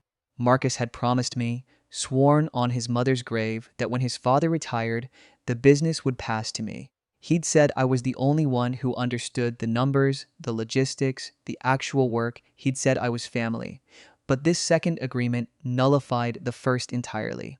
It included a clause that if I contested it, I'd receive nothing, not even my share of the marital assets. My first instinct was to confront him, to scream, to throw the paper in his face. But I've learned the hard way that Marcus doesn't react well to confrontation. He gaslights, he deflects, and somehow, by the end of the conversation, I'm the one apologizing. So I took a breath. I slipped the folder back exactly as I'd found it, and I started planning. The next morning, I made him his favorite breakfast, Eggs Benedict with a perfectly runny hollandaise, and asked him casually about the retirement timeline. I'm thinking next spring, he said, not looking up from his phone. Dad's health isn't great. We'll transition then. And the business? He smiled, that warm, reassuring smile that had fooled me for 2 decades. It's yours, babe. You know that. You're the backbone of this place. He kissed my forehead and left for work. I've never hated him more than in that moment, because while he was lying to my face, his father was in the hospital recovering from a mild stroke. And Evan, the golden child, had just leased a brand new Porsche using company funds. I sat at the kitchen table for an hour, staring at my cold eggs. Then I called my lawyer. Update 1, my lawyer Diane is a shark in designer glasses. She listened to everything, didn't blink once, and then asked me one question. Do you want to save the marriage, or do you want to win? I didn't hesitate. I want to burn it all down. She smiled. That's when I learned about the concept of a tracing order, a legal tool that follows every dollar the company has ever spent. We started digging, and what we found in just 3 days made me sick. Evan's Porsche was the tip of the iceberg. Over the last 18 months, he'd siphoned nearly $200,000 through fake vendor accounts. Marcus knew. His signature was on 3 of the wire transfers. He'd been covering for his brother while letting me believe I was the one being groomed to take over. But here's the part that really broke something in me. Marcus had also taken out a life insurance policy on me 6 months ago. Not a joint policy, a sole policy, with himself as the only beneficiary. When I asked Diane what that meant, she went quiet for a long moment. It means, she said slowly, if anything happens to you, he gets $1 million. And the business still goes to Evan. I didn't sleep that night. I just lay in bed next to the man who'd been my partner for over 2 decades, listening to him snore, and I replayed every moment of our marriage. Every time he said trust me. Every time he made me feel irrational for asking questions. Every time he dismissed my concerns as hormonal. I wasn't his wife. I was a placeholder. The next morning, Marcus mentioned he was taking a weekend trip with his father to sort out some paperwork. He asked me to stay home and manage the office. I smiled, kissed him goodbye, and told him I'd handle everything. The moment his car left the driveway, I called Diane again. We filed a freeze on all company accounts. Just a temporary hold, but enough to send a message. Then I called Evan directly. I know about the second agreement, I said. And I know about the money you stole. There was a long silence. Then Evan laughed. You think that changes anything? Marcus will never let you touch this company. You're just a help who married up. Funny you should say that, I replied. Because I also found the emails where Marcus told your father you were a liability and that he only signed the second agreement to keep Dad happy. The moment your father dies, Marcus plans to cut you out too. I didn't know if that last part was true, but Evan's breathing changed. I'd hit something. Meet me at the office tomorrow morning, I said. I think we need to have a conversation about who actually holds the power here. I hung up before he could respond. Now I'm sitting in my car outside the office, watching the sun go down. Marcus thinks he's in control. Evan thinks he's getting everything. His father thinks he's secured his legacy. But they all forgot one thing. I've been keeping the books for 15 years. I know where every body is buried, and tomorrow I'm going to start digging them up. Update 2, the meeting with Evan was nothing like I expected. He showed up looking hungover and defensive, but the moment I slid a printed copy of the fraudulent wire transfers across the conference table, his arrogance crumbled. He didn't try to deny it. He just stared at the papers, his jaw tight, and asked, "What do you want?" I wanted to destroy them. But I'd learned from Marcus that open warfare loses to strategy. So instead, I offered Evan a deal. Help me expose the second agreement as a product of coercion. Harold had been manipulated into signing it while recovering from his stroke, heavily medicated and vulnerable, and I'd keep his embezzlement out of criminal court. He'd still lose his job, but he wouldn't lose his freedom. He agreed within seconds. That's how little loyalty exists in that family. But the real revelation came when I confronted Marcus that night. I'd prepared myself for lies, for deflection, even for tears. What I didn't prepare for was the cold, dismissive shrug he gave me when I told him I knew everything. "So what are you going to do?" he said, pouring himself a whiskey. "Leave me? With what? You haven't worked a real job in 15 years. You think anyone's going to hire a middle-aged woman with no resume? You're nothing without me.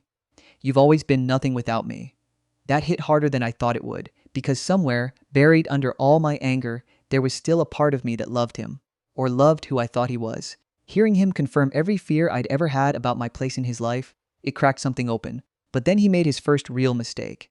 He pulled out his phone and called his father right in front of me and said, "She knows. But don't worry, she's not going anywhere. She's got nowhere to go." That's when I felt the shift. The cold clarity that comes when you finally stop hoping someone will love you and start accepting that they never did. I didn't scream, I didn't cry. I walked to his desk, opened the drawer, and pulled out the second agreement. Then I took out my phone and played the recording I'd made of Evan admitting Harold wasn't of sound mind when he signed it. Marcus's face went pale. He lunged for the phone, but I was faster. I stepped back, held it up, and said, "You're right about one thing. I'm not going anywhere. I'm taking the house, half the assets, and I'm going to make sure the company goes to someone who actually deserves it." "Who?" he spat. "You?" I smiled, the first genuine smile I'd felt in weeks. "No. Our daughter. She's been shadowing the operations manager for 2 years. She knows more about this business than you and Evan combined. And unlike you, she actually has a conscience." The look on his face was worth every sleepless night, pure, unfiltered horror, because he knew I was right, and he knew I had the receipts to prove it. That night, I packed a bag and moved into a hotel. I haven't spoken to him since, but I did get a call from his father, weak, confused, apologetic. He told me Marcus had been pressuring him for months to rewrite the succession plan. He said he didn't remember signing the second agreement at all.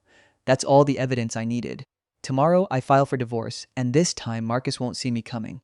Final update: the morning of the divorce filing, I walked into the courthouse with Diane at my side and a folder full of evidence that would make a prosecutor weep.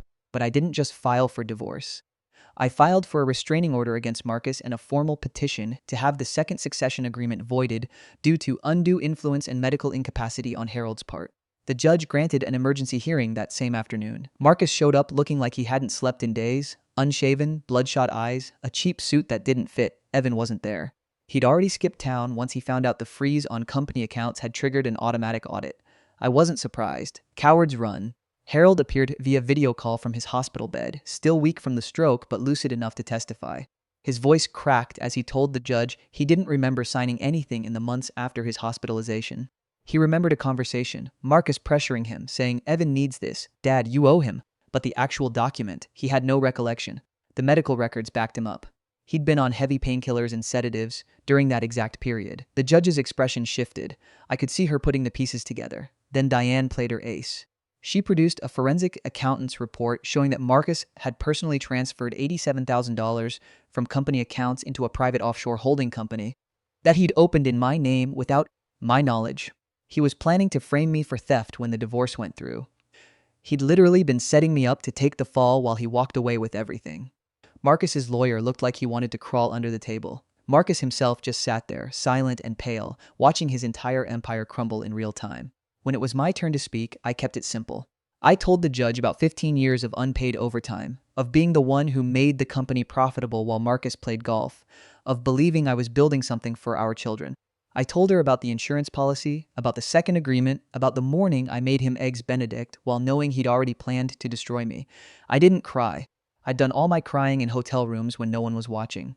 The judge ruled in my favor. The second agreement was voided. The original succession plan naming me as interim CEO was reinstated pending further review. Marcus was ordered to surrender his share of the marital assets to a trust for our daughter, pending the final divorce settlement.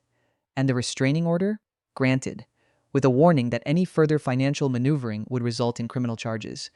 I walked out of that courtroom feeling like I could finally breathe for the first time in months. It's been 3 weeks now. The company is stable. More stable, actually, because I promoted our daughter to operations director and gave her the authority to clean house. She fired 3 of Marcus's old cronies and hired a new project manager who actually shows up to site visits. Harold passed away peacefully last week, and I attended his funeral out of respect, not obligation. Marcus wasn't there. He's been living with his brother in a rental condo, both of them unemployed and hated by everyone in their former circle. My daughter called me last night. She said she'd never felt more proud of me in her entire life. She said, "Mom, you didn't just win. You rebuilt something they tried to burn down." Maybe that's true. I don't feel like a victor. I feel like a woman who finally stopped letting herself be invisible. Marcus sent me a text this morning, his first contact since the hearing. It said, "You ruined everything." I read it twice, then deleted it. No, Marcus, I didn't ruin anything. I just finally took back what was always mine. He built a house of cards on my back, and he thought I'd never notice. But I was never the fool in this story. I was just waiting for the right time to show him that. Now, I'm sitting in my new apartment, small, peaceful, entirely mine, and I'm planning the next chapter. Not for Harrison and Sons, not for my ex-husband. For me, the business will go to our daughter when I retire. That was always the plan. The only thing that's changed is that now it's happening on my terms, and honestly, that's more than I ever dared to hope for. Story 5. At my granddaughter's wedding, my son told me not to speak to his new in-laws. Then the groom came. Looking for me, I still remember the way the sunlight hit the crystal glasses on the tables that afternoon. It was that perfect golden hour light that wedding photographers charge extra for, the kind of light that makes everything look like a dream. I was standing near the bar, nursing a glass of champagne I didn't really want, watching my granddaughter Sophia dance with her new husband. She looked so happy. That's all I ever wanted for her. My name is Eleanor, but everyone calls me Ellie. I'm 68 years old, a retired high school English teacher from a small town outside Portland, Oregon. I've been a widow for 12 years now. My husband David passed from a heart attack while he was out tending to his vegetable garden. Some days I still expect to see him walk through the back door with dirt on his knees and a tomato in his hand. I have one son, Richard. He's 45, he's a successful commercial real estate developer. We used to be close. I used to think we were close, but somewhere along the way he became someone I didn't quite recognize. He married a woman named Patricia about 15 years ago, and she's always been, well, let's just say she has very particular ideas about social standing and appearances. The wedding was at some venue I'd never heard of before, an old estate turned into an event space about an hour outside the city. The kind of place with a long winding driveway, manicured hedges, and staff who held trays of appetizers like they were carrying precious artifacts. Richard had paid for everything. He made sure to mention that to me at least 4 times during the rehearsal dinner. The new in-laws expect a certain standard, Mom, he'd said, adjusting his cufflinks. We need to make a good impression. I'd nodded and smiled and tried not to feel like I was being managed rather than included. The in-laws in question were the Wilsons. Marcus, the groom, came from what Richard called old money. His father was a retired neurosurgeon and his mother was the daughter of some shipping magnate. They lived in a massive house in one of those neighborhoods where people have names for their estates. I'd met them briefly before the ceremony, polite but distant, the kind of people who smile with their mouths but not their eyes. Richard had been walking on eggshells around them for months. I'd heard him on the phone with Patricia, discussing seating arrangements and menu choices, and whether it was appropriate for me to wear the navy dress instead of the champagne one. He never asked me what I thought. He never asked me anything. You need to understand something, Mom, Richard said to me just as the reception was getting started. He'd pulled me aside near the restrooms, his voice low and urgent. The Wilsons are very traditional people, very private. They're not used to our kind of family. I raised an eyebrow at that. What kind of family is that, Richard? He shifted uncomfortably. I just mean, we're more casual. We say what we think. They're different. So I need you to do me a favor. What kind of favor? Don't speak to them. Don't approach them. If they come to you, be polite but brief. But whatever you do, don't start telling stories or joking around or bringing up old family history. Just stay in your lane, okay? I stared at my son, my only child. The little boy who used to climb into my bed after nightmares, who used to bring me dandelions from the backyard because he thought they were the most beautiful flowers in the world. He was looking at me like I was a liability, like I was something that needed to be contained. Richard, I said slowly, I'm not going to embarrass you. I know, I just want to make sure. The Wilsons have certain expectations, and Sophia's future is at stake here, Mom. Marcus is a good match. I don't want anything to mess this up. Her future? She's marrying him, Richard. Not the whole family. He just shook his head and walked away, leaving me standing there with my half-empty champagne glass and a strange hollow feeling in my chest. I told myself to let it go. It was his wedding too, in a way. He was the one paying for everything. He was the one trying to manage a complex social situation. I was just the grandmother, the widow in the navy dress who was supposed to smile and wave and not cause any trouble. But it stung. It stung more than I wanted to admit. I found a small table near the edge of the dance floor, one that was partially hidden by a large potted fern. I sat there and watched the celebration unfold. Sophia was dancing with her new husband, her white dress flowing behind her like a cloud. She looked radiant. She looked like she was exactly where she wanted to be. Marcus was handsome, I had to admit. Tall, broad-shouldered, with dark hair and a gentle way of looking at Sophia like she was the only person in the room. I'd only spoken to him a handful of times before, but he seemed genuinely kind. He'd been polite to me at the rehearsal dinner, asking about my garden and whether I still kept bees like I used to.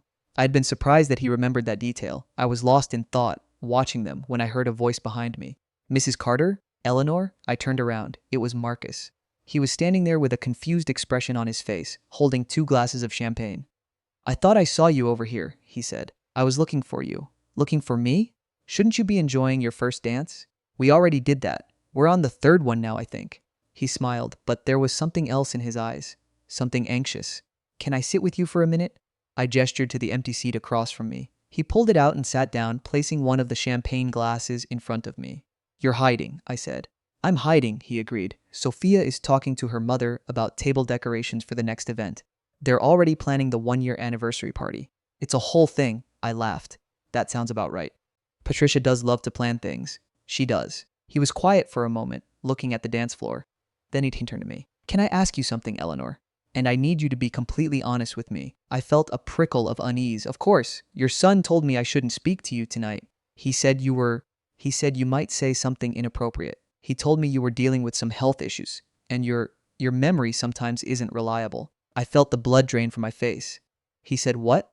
Marcus looked uncomfortable. He was very careful about it. He said you were having some issues with confusion and that I should keep my distance. He made it sound like he was trying to protect me from an awkward situation. I sat there, frozen. My hands were shaking. I put the champagne glass down, afraid I'd drop it. Marcus, I'm not having any issues with my memory, I said, my voice barely above a whisper. I'm perfectly fine.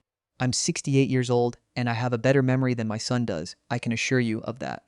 He stared at me. He told me you were in the early stages of dementia. He said you sometimes forget who people are and that you make up stories. I was going to be sick. My own son had told my granddaughter's new husband that I was senile. He'd told him I was unreliable. He'd essentially warned him to treat me like a liability. Marcus, I don't know what to say to you. I'm a retired English teacher. I still grade papers for extra money from time to time. I live alone and I manage my own finances, and I garden and I volunteer at the local library. I've never been diagnosed with anything. My memory is fine. I have no idea why Richard would say that. Marcus was quiet for a long moment. Then he said very softly, I'm not asking you because I believed him. I'm asking you because I noticed something. What did you notice? Richard has been very insistent about me and my family keeping certain distance from you. At the rehearsal dinner, he told my parents you were having a difficult evening and that they should avoid starting a conversation with you. He's been doing this all week. Every time someone tries to talk to you, he intervenes. I thought it was strange, but I didn't want to assume anything. I felt a cold anger beginning to build in my chest. A slow, simmering fury that I hadn't felt since the day David died. This was my son. My son was publicly humiliating me. He was telling people I was losing my mind. He was isolating me from my own granddaughter's new family. Why would he do this? I asked, more to myself than to Marcus. Marcus leaned forward. Eleanor, there's something else. I didn't want to bring this up tonight, but I think you need to know. What is it? Richard borrowed a significant amount of money from my father about 6 months ago. He was very vague about what it was for. He said it was for a business investment, but my father did some research and found out he was having some serious financial problems. He's been losing properties left and right, and he's in debt up to his eyeballs. I shook my head. That doesn't make sense. Richard always bragged about how well his business was doing. He's been lying to everyone, including Patricia. I don't think she knows the full extent of it. But my father knows, and Richard knows that my father knows. And he's been doing everything he can to make sure my parents are inclined to be generous with their money, including making sure they see him as a stable, trustworthy person who comes from a stable, trustworthy family. I could barely breathe. He's trying to make sure his family seems perfect. Exactly. And you're the wild card. You're the one who might say something that contradicts his version of events. You're the one who might mention the money problems or the disagreements or the truth. I pressed my hand to my chest. My heart was racing. He told people I have dementia. He told his new in-laws I'm losing my mind. Also, he can keep up appearances. Marcus reached across the table and took my hand. His touch was warm. I'm sorry, Eleanor. I'm so sorry. I didn't want to be the one to tell you this, but I felt like you deserved to know the truth. I don't like being lied to, and I don't like seeing someone treated this way. Why are you telling me this? If Richard finds out, I don't care what Richard finds out. I'm marrying Sophia because I love her, not because of her family's money or status or anything else. If her father is a liar, that's something I need to know because it will affect her. It will affect us. But more than that, you're her grandmother, the only grandparent she has left. She loves you more than you know. And I don't think she would ever forgive me if I let something like this go. I squeezed his hand. Thank you, Marcus. Thank you for telling me. I also need to tell you something else. He looked around, making sure no one was listening. My father was going to give Richard another large loan, a very large one. But he changed his mind after noticing how Richard was treating you. He said anyone who treats their mother like a liability isn't someone you can trust with money. I let out a shaky laugh. So Richard ruined his own chances. Looks like it. And I think he's starting to realize it. He's been talking to my father all evening, trying to change his mind. And my father has been very non-committal. I looked across the room. Richard was talking to Marcus's father, Mr. Wilson. His face was flushed and he was gesturing emphatically. Patricia was hovering nearby, her smile fixed and brittle. Your father is a good man, I said. I like to think so. Marcus squeezed my hand once more. Listen, Eleanor, I want you to know that I don't believe a word Richard says about you. And when Sophia finds out about this, she's going to be furious. I'm not going to keep secrets from her. She'll know everything by the end of the week. Please don't tell her tonight. Let her have this one perfect day. Marcus nodded. I can do that. But I'm not going to forget this, and I'm not going to let your son continue to manipulate everyone around him. He might be my father-in-law, but that doesn't mean I'm going to help him lie to my family. I felt a strange warmth spread through me. For the first time in what felt like years, someone was on my side. Someone was willing to stand up for me. And then I saw Richard turn toward our table. He spotted Marcus sitting with me, and his face went through an entire transformation. Confusion, then alarm, then barely concealed rage. He excused himself from Mr. Wilson and started walking toward us, his shoulders rigid. Here he comes, I said quietly. Marcus turned around and saw him approaching. You want me to handle this? No, I said, surprising myself. I think I need to handle this myself. I stood up as Richard reached us. His face was red, his eyes darting between Marcus and me. Marcus, what are you doing here? I told you. He stopped himself, remembering that I was right there. Mom, I need to speak with you, privately. No, Richard, I said, my voice steady. I think we need to speak right here, in front of Marcus. And while we're at it, let me tell you a little story about a loan and a memory condition that I apparently have. Richard's face went white. I don't know what he told you. He told me the truth, Richard. Something you've clearly been avoiding for a long time. I could see people starting to look our way. The music still played, but the atmosphere had shifted. Patricia had noticed something was wrong and was making her way over. Mom, please, Richard said, his voice dropping to a desperate whisper. This isn't the time or place. Let's talk about this tomorrow. We'll work it out. Work what out? You told people I have dementia. You warned everyone to stay away from me. You made me sound like a pathetic old woman who can't be trusted to form a coherent sentence. You humiliated me in front of strangers. And for what? For money? Mom, it's not like that. You don't understand. Then explain it to me. Right now. Tell everyone here why you thought it was acceptable to lie about your own mother. Richard was trembling. His eyes were wet. He looked like a little boy caught in a lie. But this wasn't some small childhood fib. This was a betrayal. This was a calculated, deliberate attempt to destroy my reputation and isolate me from my family. And I was done pretending otherwise. I've kept quiet for years, Richard, I said, my voice shaking with barely controlled emotion. I kept quiet about the way you've been treating me. I kept quiet when you moved us to a different table at Christmas dinner because you thought my old friends would embarrass you. I kept quiet when you told me not to share stories about your father because you thought they made the family seem too... What was the word you used? Common. Richard was looking at the floor. Behind him, I saw Patricia approaching, her face a mask of confusion and horror. Mom, please, not here, not today. This is Sophia's day. Exactly, I said. This is Sophia's day. And you made it about yourself. You made it about money and status and appearances. You turned your daughter's wedding into a business transaction. And you used me as the scapegoat. Sophia had stopped dancing. She was looking at us now, her face confused, her beautiful white dress still shimmering in the golden light. This was the moment I could have let it go. I could have smiled and said I was just tired and walked away. I could have let Richard save face. I could have been the bigger person. But I was tired of being the bigger person.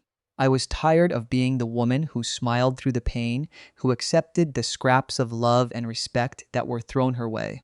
So I took a deep breath, turned to Marcus, and asked, "Can I have a word with you and Sophia? In private?" Marcus nodded, his expression serious. "Of course. Come on, Sophia's been looking for you anyway." He walked toward her, and I followed, leaving Richard standing there, frozen, his carefully constructed world beginning to crumble around him. I could feel the eyes of the entire wedding party on me. The Wilsons, the other guests, the staff, everyone who had ever believed Richard's version of reality. But I didn't care anymore. I was tired of being silent. And tomorrow, when the truth came out, it was going to destroy everything my son had built. Good! Update 1. The private room the venue staff led us to was a small parlor off the main hall, decorated in muted golds and creams. It smelled faintly of old flowers and furniture polish. Marcus closed the door behind us, and the muffled sound of the wedding band faded to a distant hum. Sophia stood in the center of the room, her hands clasped in front of her, her beautiful face a mixture of confusion and concern. She looked so young in that moment, so vulnerable. I forgot sometimes that she was only 26. "Grandma, what's going on?" she asked. Dad looked like he was about to have a heart attack, and I saw people staring. I realized I was still holding the champagne glass Marcus had given me. I set it down on a nearby table, careful not to spill. My hands were trembling again. I'd spent my whole life being the calm one, the sensible one, the one who smoothed things over. And now, at 68, I was about to shatter my granddaughter's wedding day. "I need to tell you something," I said. "Something about your father, and Marcus knows part of it. He's the one who told me." Sophia's eyes went wide. She looked at Marcus, who nodded grimly. "It's not about me, Soph," Marcus said gently. "It's about your dad. He's been lying to everyone, to my family, to your mom, and especially to your grandmother." Sophia shook her head slowly. "I don't understand. What could he possibly have lied about that involves Grandma?" I took a deep breath. "Your father told Marcus's parents that I have dementia.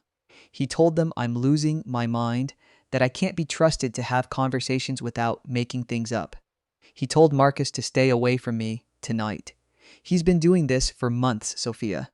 He's been isolating me, turning people against me, making sure no one talks to me because he's terrified I'll say something that contradicts the perfect image he's been building." Sophia stared at me like I'd just spoken a foreign language. "That's insane. Grandma, you're sharper than anyone I know. You still tutor kids in English. You've read more books than anyone in this entire family combined. There's nothing wrong with your memory. I know that. But your father has been telling people otherwise. He's been doing it to protect himself." "Protect himself from what?" Marcus stepped forward. "He borrowed money from my father, a lot of money. And he's been hiding serious financial problems. My father was going to lend him even more, but he noticed how your dad was treating Eleanor and changed his mind. Your father's been lying to everyone to keep up appearances." Sophia sat down heavily on a velvet chaise lounge. She looked like she'd been physically struck. "He told me his business was doing great. He told me he was buying new properties. He told Mom they were going to buy a vacation house in Italy. He's been promising all these things. All of it is lies," I said gently. "I'm so sorry, Sophia. I didn't want to tell you this today. But Marcus thought you deserved to know the truth, and I agree. You're building a life with him, and you need to know what kind of man your father really is." Sophia's eyes filled with tears. "But why? Why would he do this? He's always been competitive, but this is cruel. This is evil. Fear," I said. "Fear of losing everything. Fear of not being good enough. He's been terrified his whole life that he wouldn't measure up. That's what drove him, Sophia. And now that fear has made him do terrible things. To me, to you, to everyone who trusted him." Marcus sat next to Sophia and put his arm around her. "We don't have to do anything with this information today. We can just enjoy the rest of the evening. But I thought you should know before we made any decisions about the future, about our wedding, about our plans." Sophia was quiet for a long moment. Then she looked up at me, her eyes wet and fierce. "What do you want to do, Grandma?" I blinked. "I'm sorry? What do you want to do? This is about you. He did this to you. He humiliated you. He tried to destroy your reputation." What do you want me to do about it? I felt a lump form in my throat. For years, I'd been treated like a burden, a responsibility, a problem to be managed. And here was my granddaughter, asking me what I wanted. I don't want to ruin your wedding, I said. It's already ruined if this is the truth, she said bluntly. I can't pretend it didn't happen. I can't smile at my father and act like everything is fine. So tell me what you want me to do. I thought about it. I thought about all those years of silence, all those Christmas dinners where I sat at the children's table because the adults wanted to talk about business, all those family gatherings where Richard subtly steered conversations away from anything personal, all those little betrayals that I'd accepted because I didn't want to cause trouble. I want him to admit it, I said finally. I want him to tell everyone the truth. I want him to publicly apologize for what he did. And then I want him to stay away from me until he figures out how to be a decent human being. Sophia nodded. Okay, then that's what we'll do. Wait, I said, suddenly anxious. Not tonight. Don't do anything tonight, please. Let this be your day. We can deal with this tomorrow. Sophia looked at Marcus. He squeezed her shoulder gently. She's right, he said. There's no rush. He's not going anywhere. And confronting him here in front of everyone would just make it more dramatic than it needs to be. Sophia took a shaky breath. Fine, tomorrow. But I'm not going to be able to look at him tonight. You don't have to, I said. You can avoid him. Dance with your new husband. Eat the cake. Pretend he doesn't exist.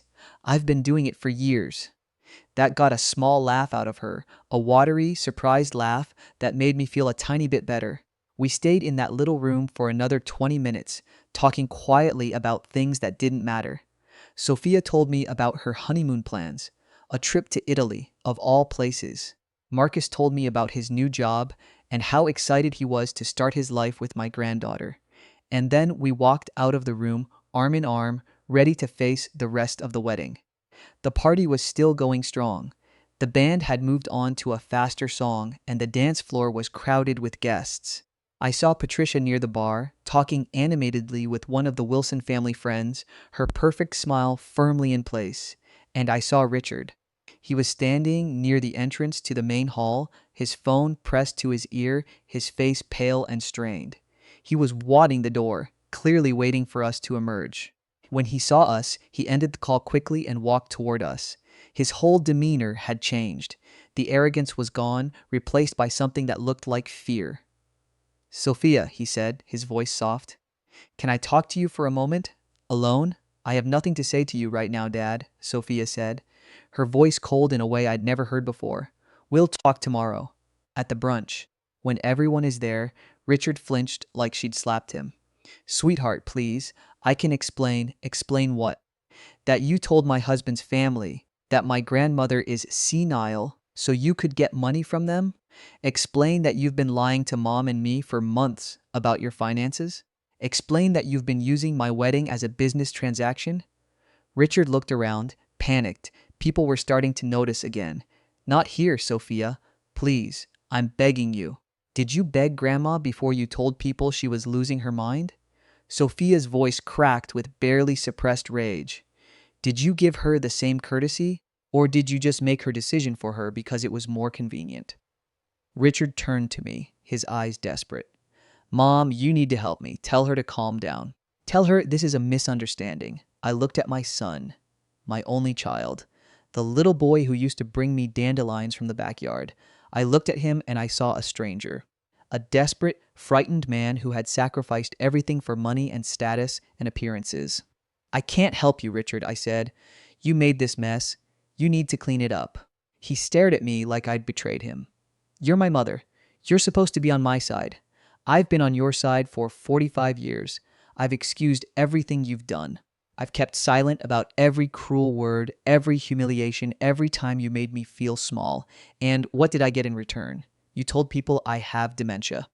You tried to make me seem like a confused old woman so you could use me as a scapegoat. Richard was shaking now.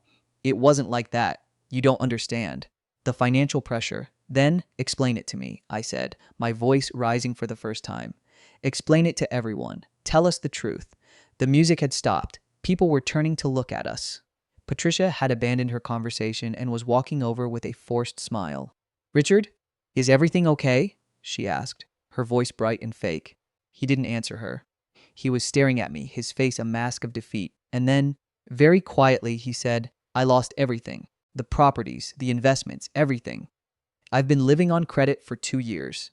I was going to lose the house, the cars, everything. I needed the money from Marcus's father to keep us afloat, and I knew he wouldn't lend it to me if he thought our family was unstable. So I tried to make sure no one could contradict the story I was telling." Patricia's face went white. "What are you talking about? The business is gone, Patricia. It's been gone for months. We're in debt. We have nothing." I watched the understanding dawn on Patricia's face. She wasn't a bad person. She was vain and status obsessed and sometimes terribly shallow. But she genuinely believed they were wealthy. She genuinely believed in the life Richard had promised her. "Nothing?" she repeated. "We have nothing?" "There's no other way to say it," Richard said, his voice hollow. "It's all gone." Patricia stood there for a long moment, the perfectly constructed facade of her life crumbling around her. Then she turned and walked away, her heels clicking on the floor, her back rigid and straight. She walked out of the hall, out the side door, and into the night. Richard didn't follow her. He just stood there, surrounded by the people who had come to celebrate his daughter's wedding, his lies exposed for everyone to see. The silence was excruciating. "Did you hear that, everyone?" I said, my voice ringing out in the quiet. "My son lied to you all. He lied about his business, he lied about his money, and he lied about me. He told people I'm losing my mind so he could make it seem like he had no weaknesses. I'm not losing my mind. I never was. I'm just a grandmother who loves her granddaughter enough to finally tell the truth." I looked at Richard one last time. "I hope you fix this, Richard. I hope you find a way to become the man I always thought you could be. But I can't be a part of this anymore. Not until you prove that you've changed." And then I walked away, Sophia and Marcus on either side of me, their arms linked with mine. The rest of the wedding passed in a blur. People talked in hushed whispers, casting glances at Richard, who had retreated to a corner table with a bottle of champagne that he was drinking far too quickly. But Sophia danced. She danced with Marcus and with her friends and even with me at one point, pulling me out onto the floor for a slow song that made me cry. "I'm proud of you, Grandma," she whispered as we swayed together. "I know how hard that was." "I'm proud of you too," I said. "You're the best thing I ever had a part in creating." She hugged me tighter. "We're going to be okay. All of us, we're going to figure this out." And for the first time in years, I believed that might actually be true. The next morning, I woke up in my tiny little house with the garden that David used to tend. The sun was streaming through the windows, and I could hear the birds chirping outside. It was a beautiful day. And then I remembered everything. The wedding, the confrontation, Richard's confession, Patricia walking out. My phone buzzed on the nightstand. I picked it up and saw a text from Marcus. "Brunch at the Wilson estate at 11. Are you coming?" I thought about it for a long time. I thought about Richard, broken and exposed. I thought about Patricia, who had married a man for status and gotten ashes. I thought about Sophia, who had been forced to grow up very quickly on what should have been the happiest day of her life. And I thought about what kind of person I wanted to be going forward. Not a doormat, not a victim, not a silent old woman who accepted the scraps of respect that were thrown her way. I typed back one word, absolutely, and I started getting dressed. Update 2. The Wilson estate was everything I'd imagined and more. A sprawling Georgian-style mansion set on what must have been 50 acres of perfectly manicured grounds, with a long gravel driveway lined with ancient oaks. The kind of place that had a name carved into a stone pillar at the entrance. Windsor Oaks, it read. I'd driven past places like this my whole life and never once imagined I'd be invited to brunch at one. I'd spent the morning in a strange state of calm. The kind of calm that comes after a storm, when you've already been through the worst and nothing else can surprise you.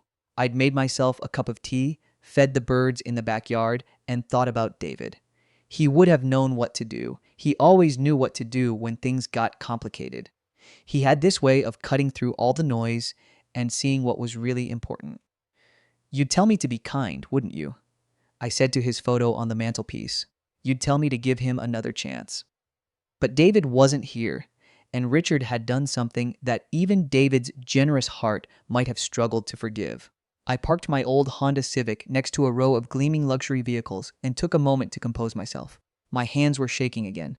I was about to walk into a house full of people who had heard, at minimum, that my son was a liar and a fraud. Some of them had probably heard worse. The rumor mill at an event like that moves faster than wildfire. But I wasn't going to let that stop me. I wasn't going to hide anymore. Sophia met me at the front door. She was wearing a simple sundress, her hair pulled back in a ponytail, looking younger and more vulnerable than she had at the wedding. She hugged me tight, her body trembling slightly. "Are you okay?" I asked. "I don't know," she admitted. Marcus's parents have been incredibly kind. They've made it clear they don't blame me for anything my father did. But I can still feel them looking at me, wondering how much I knew, how much I was complicit in. "Did you know anything?" "Of course not. I didn't know about the money problems. I didn't know about the lies. I didn't know about the dementia thing until last night. I feel so stupid. I should have noticed something." "Sweetheart, none of this is your fault. Your father is a master manipulator. He's been doing this his whole life. You couldn't have known." She nodded, wiping her eyes. "Mom is here. She showed up about an hour ago. She's in the library with Marcus's mother. They've been talking nonstop. Have you talked to her?" "Not yet. She looks different. Broken, maybe. I've never seen her like this." I understood that. Patricia had built her entire identity around being Richard's wife, around being the matriarch of a wealthy, successful family. And now that foundation had been revealed as nothing more than sand. "Let's go in," I said. "Whatever happens, we face it together." The inside of the house was exactly what you'd expect. High ceilings, crystal chandeliers, paintings that probably cost more than my house. But there was also something warm about it. Fresh flowers everywhere, comfortable furniture, the smell of something delicious cooking in the kitchen. The Wilsons might have been old money, but they knew how to make a person feel welcome. Mr. Wilson, Robert, he'd insisted I call him, found me in the foyer before I'd even taken off my coat. He was a tall man in his early 70s, with silver hair and kind eyes that reminded me of my grandfather. "Eleanor, I'm so glad you came," he said, taking my hand in both of his. "I want to apologize for the way my family treated you at the wedding. We had no idea." "Please, don't apologize," I said. "You weren't the one who lied, and your son was incredibly kind to me. I'm grateful to him." Robert nodded. "Marcus is a good boy. He always has been. But I should have seen through Richard sooner. I'm a physician, for heaven's sake. I should have recognized the signs of a man in crisis. He was spinning a web so elaborate that no one could possibly have known where the lies ended and the truth began. He's been doing this his whole life," I said quietly. "I just never had the courage to stop him." Robert looked at me with something like respect. "Well, you stopped him last night. That took enormous courage. And I want you to know that whatever happens today, you have an ally in this family." "Thank you, Robert. That means more than you know." He led me through the house to a large sunroom at the back, where a long table had been set for brunch. The room was full of windows, letting in the bright morning light, and beyond them I could see a garden that made my little vegetable patch look like a child's sandbox. Patricia was already there. She was sitting at the far end of the table, a cup of coffee untouched in front of her. She looked terrible. Her hair was flat, her makeup non-existent, her eyes red-rimmed and swollen. She was wearing a simple blouse and slacks, nothing like the designer outfits she usually favored. When she saw me, she stood up abruptly. Her chair scraped against the floor. "Eleanor, She stopped, her voice catching. "I don't know what to say to you." I walked over to her. I could have stayed angry. I could have made her grovel. But looking at her, I realized she was just another victim. She'd been lied to as much as anyone else. Maybe more. "Then let's not say anything," I said. "Let's just sit down and have brunch and figure out what happens next." Patricia's face crumpled. She started crying, ugly sobs that seemed to come from somewhere deep inside her. "I didn't know," she said. "I swear I didn't know. He told me everything was fine. He told me our business was thriving. He told me we were rich." "I know," I said gently. "I know you didn't know." She grabbed my hand, holding it like a lifeline. "I'm so sorry about what he said about you. I had no idea. He told me you were having some difficulties, but I never thought." She broke off, crying harder. "I know," I repeated. "I know." We stood there for a long moment, two women who had both been betrayed by the same man, trying to find some way forward in the wreckage. Richard arrived about halfway through brunch.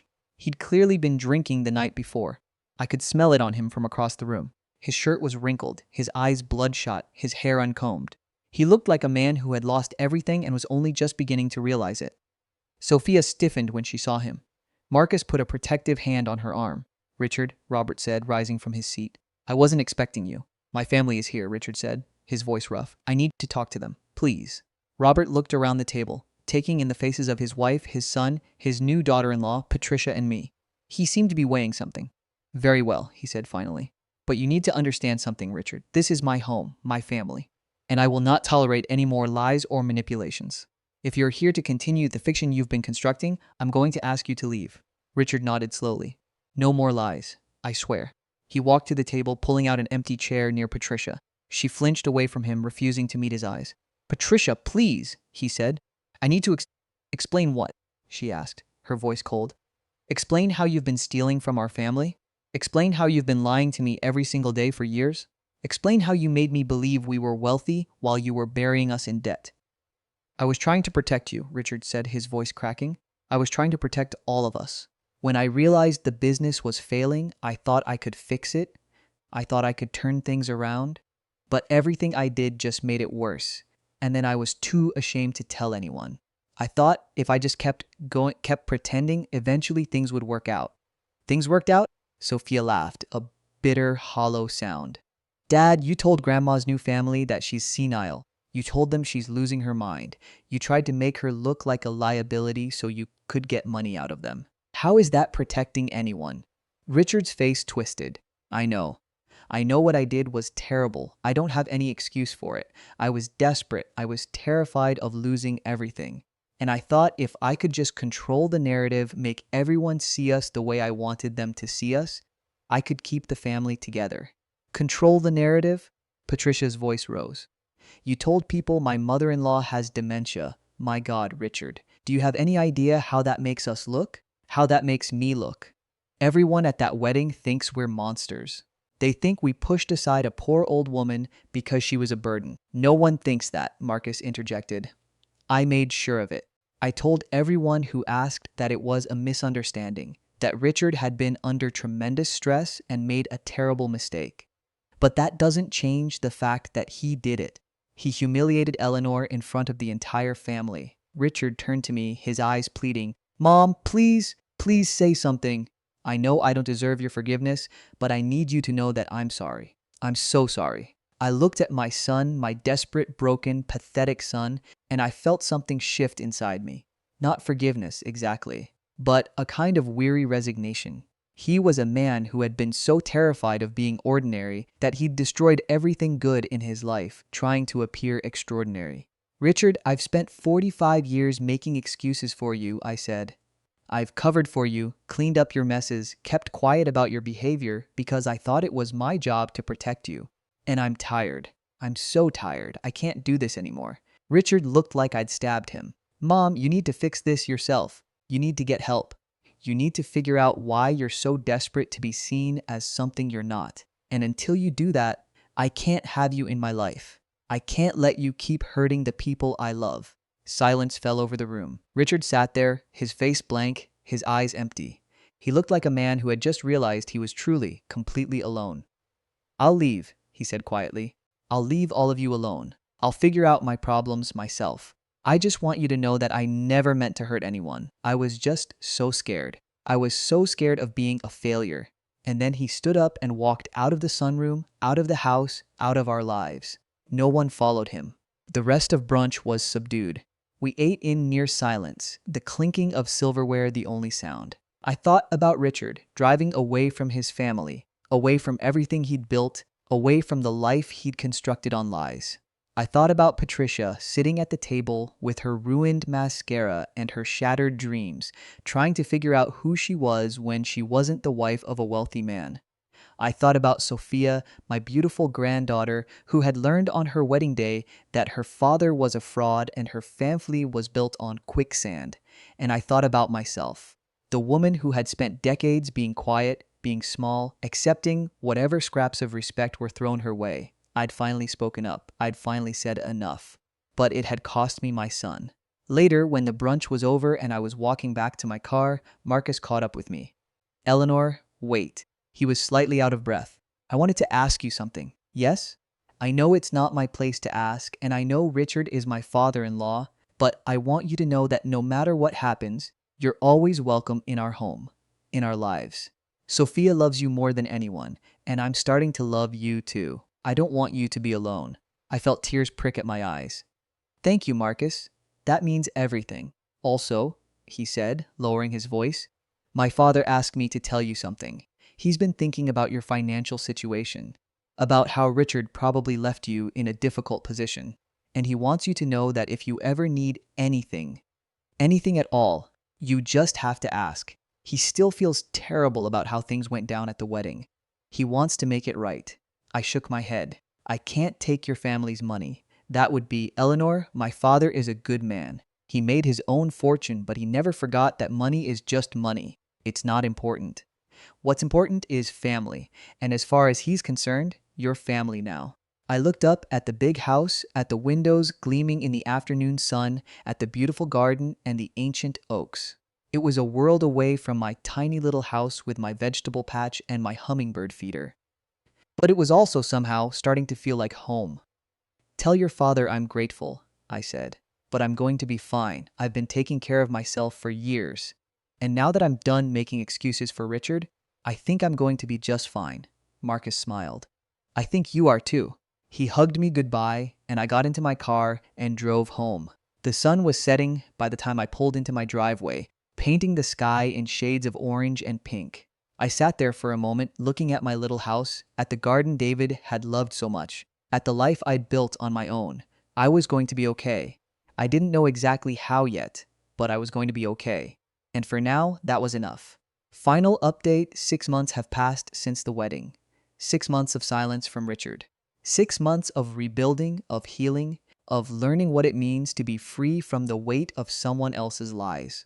I'm sitting in my garden as I write this. The tomatoes are coming in beautifully this year, just like David always used to grow them. The hummingbirds are back, darting between the feeders I keep filled with sugar water. It's a warm August afternoon, and the world feels peaceful in a way it hasn't in a very long time. Sophia and Marcus are expecting their first child, a little girl. They're naming her Eleanor. I cried when they told me. I cried like a baby, right there in their beautiful new apartment, surrounded by boxes they still hadn't unpacked. Sophia laughed at me, but she was crying too, and Marcus just stood there looking proud and a little overwhelmed. Grandma, you're going to be a great grandmother, Sophia said. How does that feel? It feels like I'm too young for that, I joked, which made her laugh even harder. No, it feels wonderful. It feels like the best thing that's happened in a very long time. And it was. It is. This baby represents everything that's good and hopeful about the future. She's going to be raised by two people who love each other deeply, who value honesty and kindness, who understand that money and status are meaningless compared to the people you hold close. I still think about Richard sometimes. I can't help it. He's my son, no matter what he did. I wonder where he is, how he's doing, whether he ever found the help he so desperately needed. A few months ago, I got a letter from him. It was postmarked from a small town in Arizona, somewhere I'd never heard of. The handwriting was shaky, almost unreadable. I sat at my kitchen table for a long time before I opened it, afraid of what I might find. The letter was short. He'd checked himself into a rehabilitation facility, he wrote, a place that specialized in gambling and compulsive behavior. He said he'd finally admitted to himself that he had a problem, that he couldn't keep running from the truth. He said he was sorry. He said he'd stay away until he was better, until he'd proven he could be the man he'd always pretended to be. He didn't ask for money. He didn't ask for forgiveness. He just asked me to remember that he loved me, even if he'd done a terrible job of showing it. I still have that letter. I keep it in the drawer next to my bed, along with David's old watch and the dried flower from Sophia's wedding bouquet. I don't know if I'll ever respond to it. I don't know if I'm ready for that. But I keep it because it reminds me that people can change, that redemption is possible, even for people who've done terrible things. Patricia surprised everyone. A few weeks after the wedding, she showed up at my door with a bottle of wine and a box of chocolates. She looked different, softer somehow, less rigid, less like she was constantly performing for an invisible audience. Can I come in? She asked. I brought wine. I don't even know if you drink wine. I should have asked. I let her in. We sat at my kitchen table, the same table where I'd opened Richard's letter, and we talked for hours. She told me about her own childhood, about parents who had been obsessed with appearances, about growing up feeling like she was never quite good enough. I married Richard because he made me feel like I was perfect, she said. He told me I was exactly what he wanted. And I believed him because I needed to believe him. I needed someone to validate me. And then he betrayed you, I said. And then he betrayed me. But you know what? In a weird way, I'm grateful. I spent my whole life trying to be someone I wasn't. I spent my whole life trying to impress people who didn't actually care about me. And now, with everything gone, I'm finally free to be myself. She started a small business, Patricia has. A boutique bakery in a little strip mall about 15 minutes from my house. She bakes the most amazing sourdough bread I've ever tasted. She sells it to farmers markets and local cafes. It's not glamorous. It doesn't make her millions, but it makes her happy. She's become something like a friend. We have dinner together once a week, usually at her place, sometimes at mine. She brings bread and I make soup or a casserole, and we talk about nothing in particular. It's a strange relationship, considering we used to barely tolerate each other. But maybe that's what happens when a shared trauma forces you to see each other differently. I think I always resented you, she told me once. Richard talked about you like you were this burden he had to carry, like you were a problem he had to manage. And I believed him. I bought into the story he was selling. That's what he wanted, I said. He wanted everyone to believe he was the hero of his own story. The devoted son taking care of his difficult mother, the successful businessman providing for his family. None of it was true. I know that now. And I'm sorry. I'm so sorry for the way I treated you. It's in the past, Patricia. We're building something new now, something better. She nodded, a tear rolling down her cheek. We are. We really are. I still think about that night at the wedding. The moment when Marcus came looking for me. The moment I realized my son had been lying to everyone. The moment I decided to stop being silent. It could have gone differently. I could have stayed quiet. I could have let Richard continue his charade. I could have kept playing the part of the confused old woman, accepting the scraps of respect that were thrown my way. But I didn't. And that decision changed everything. Not just for me. For Sophia, who learned that her grandmother was stronger than she'd ever imagined. For Marcus, who saw that honesty matters more than convenience. For Patricia, who finally found the courage to be herself. Even for Richard, who was forced to confront the wreckage of his lies and start the long, painful process of rebuilding. Sometimes I think about what David would say if he were here. He'd probably tell me he was proud of me. He'd probably tell me that I did the right thing. He'd probably make a terrible joke about how I'd finally stopped being so damn polite. I miss you, I whisper to his photo. I miss you every single day. But I also know he's proud of me. I know he's watching from wherever he is, cheering me on, reminding me that I'm stronger than I think. Last week, I got another letter from Richard. This one was different. It was longer, more coherent. He'd been in treatment for 6 months, he said. He'd been working with a therapist, addressing the underlying issues that had driven him to lie and manipulate. He'd started attending support groups. He'd made amends with some of the people he'd wronged. He didn't ask to come home. He didn't ask to see me. He just said he was still working on himself, still trying to become a better person. And he hoped that someday, when he was ready, I'd be willing to give him another chance. I read that letter 4 times. I cried the first time. I got angry the second time. I felt something like hope the third time. And the fourth time, I just felt tired. I'm not ready to write him back yet. I'm not sure if I'll ever be ready. But I'm not angry anymore. That's progress. That's something.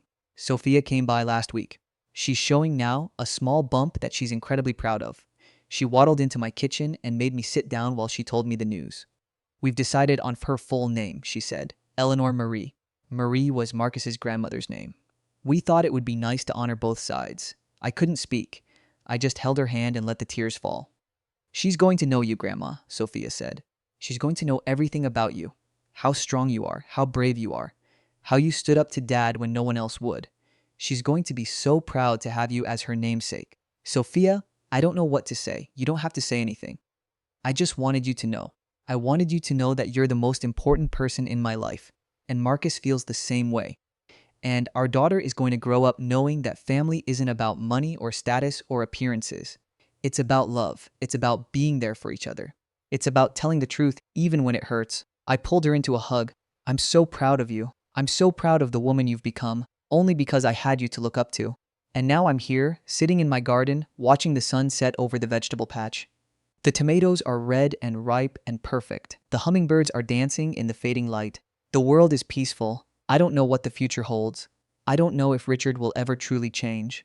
I don't know if Patricia's bakery will succeed, or if Sophia's baby will be healthy, or if Marcus's family will continue to welcome me into their lives. But I do know one thing. I'm not afraid anymore. I'm not afraid to speak up. I'm not afraid to set boundaries. I'm not afraid to walk away from people who hurt me, even if they're family. I'm Eleanor Carter. I'm 68 years old. I'm a widow, a mother, a grandmother, and soon to be a great grandmother. I have a garden and a cat and a small house that I've made into a home, and I'm finally, truly, completely free. The wedding invitations are starting to arrive again. Not for me, for Sophia's baby shower, for Patricia's bakery opening, for a retirement party for one of my old teaching colleagues. Life goes on. The world keeps spinning. There's joy and pain and everything in between. I look at the stack of cards on my kitchen table and I smile. This is what matters. This is what I spent my whole life working toward, even when I didn't realize it. Not money, not status, not appearances, just love, just connection. Just the simple act of being there for the people who matter. Richard isn't part of my life right now. Maybe someday he will be, maybe not. Either way, I'm at peace with it. I've done everything I can. The rest is up to him. And so I sit here in the twilight, surrounded by the garden David left me, and the memories of all the people who've shaped my life. I'm at peace. I'm content. I'm exactly where I'm supposed to be. A hummingbird hovers in front of me, its wings a blur of motion. It tilts its head, looking at me with its tiny black eyes, and then it darts away into the deepening dusk. I think about my mother, who died when I was young. I think about my father, who remarried and moved across the country and never really looked back. I think about the family I built with David, the family that fell apart after he was gone. And I think about the family I'm building now. Sophia and Marcus and their unborn daughter, Patricia and her sourdough bread, the friends I've made, the connections I've rebuilt. Family isn't about blood, it's about choice, it's about love, it's about showing up even when it's hard. And I'm done hiding, I'm done being silent. I'm done shrinking myself to make other people comfortable. I'm Eleanor Carter, and this is my story. The next morning, I wake up to a text from Sophia. A photo of her ultrasound, that tiny little bean of a baby already so full of promise. Below it, she's written, "She's got your smile, Grandma." I laugh, I cry, I send back a dozen heart emojis. And then I go out into the garden and I start planting the fall vegetables. Life goes on, the world keeps spinning. And I'm right here, in the middle of it all, ready for whatever comes next.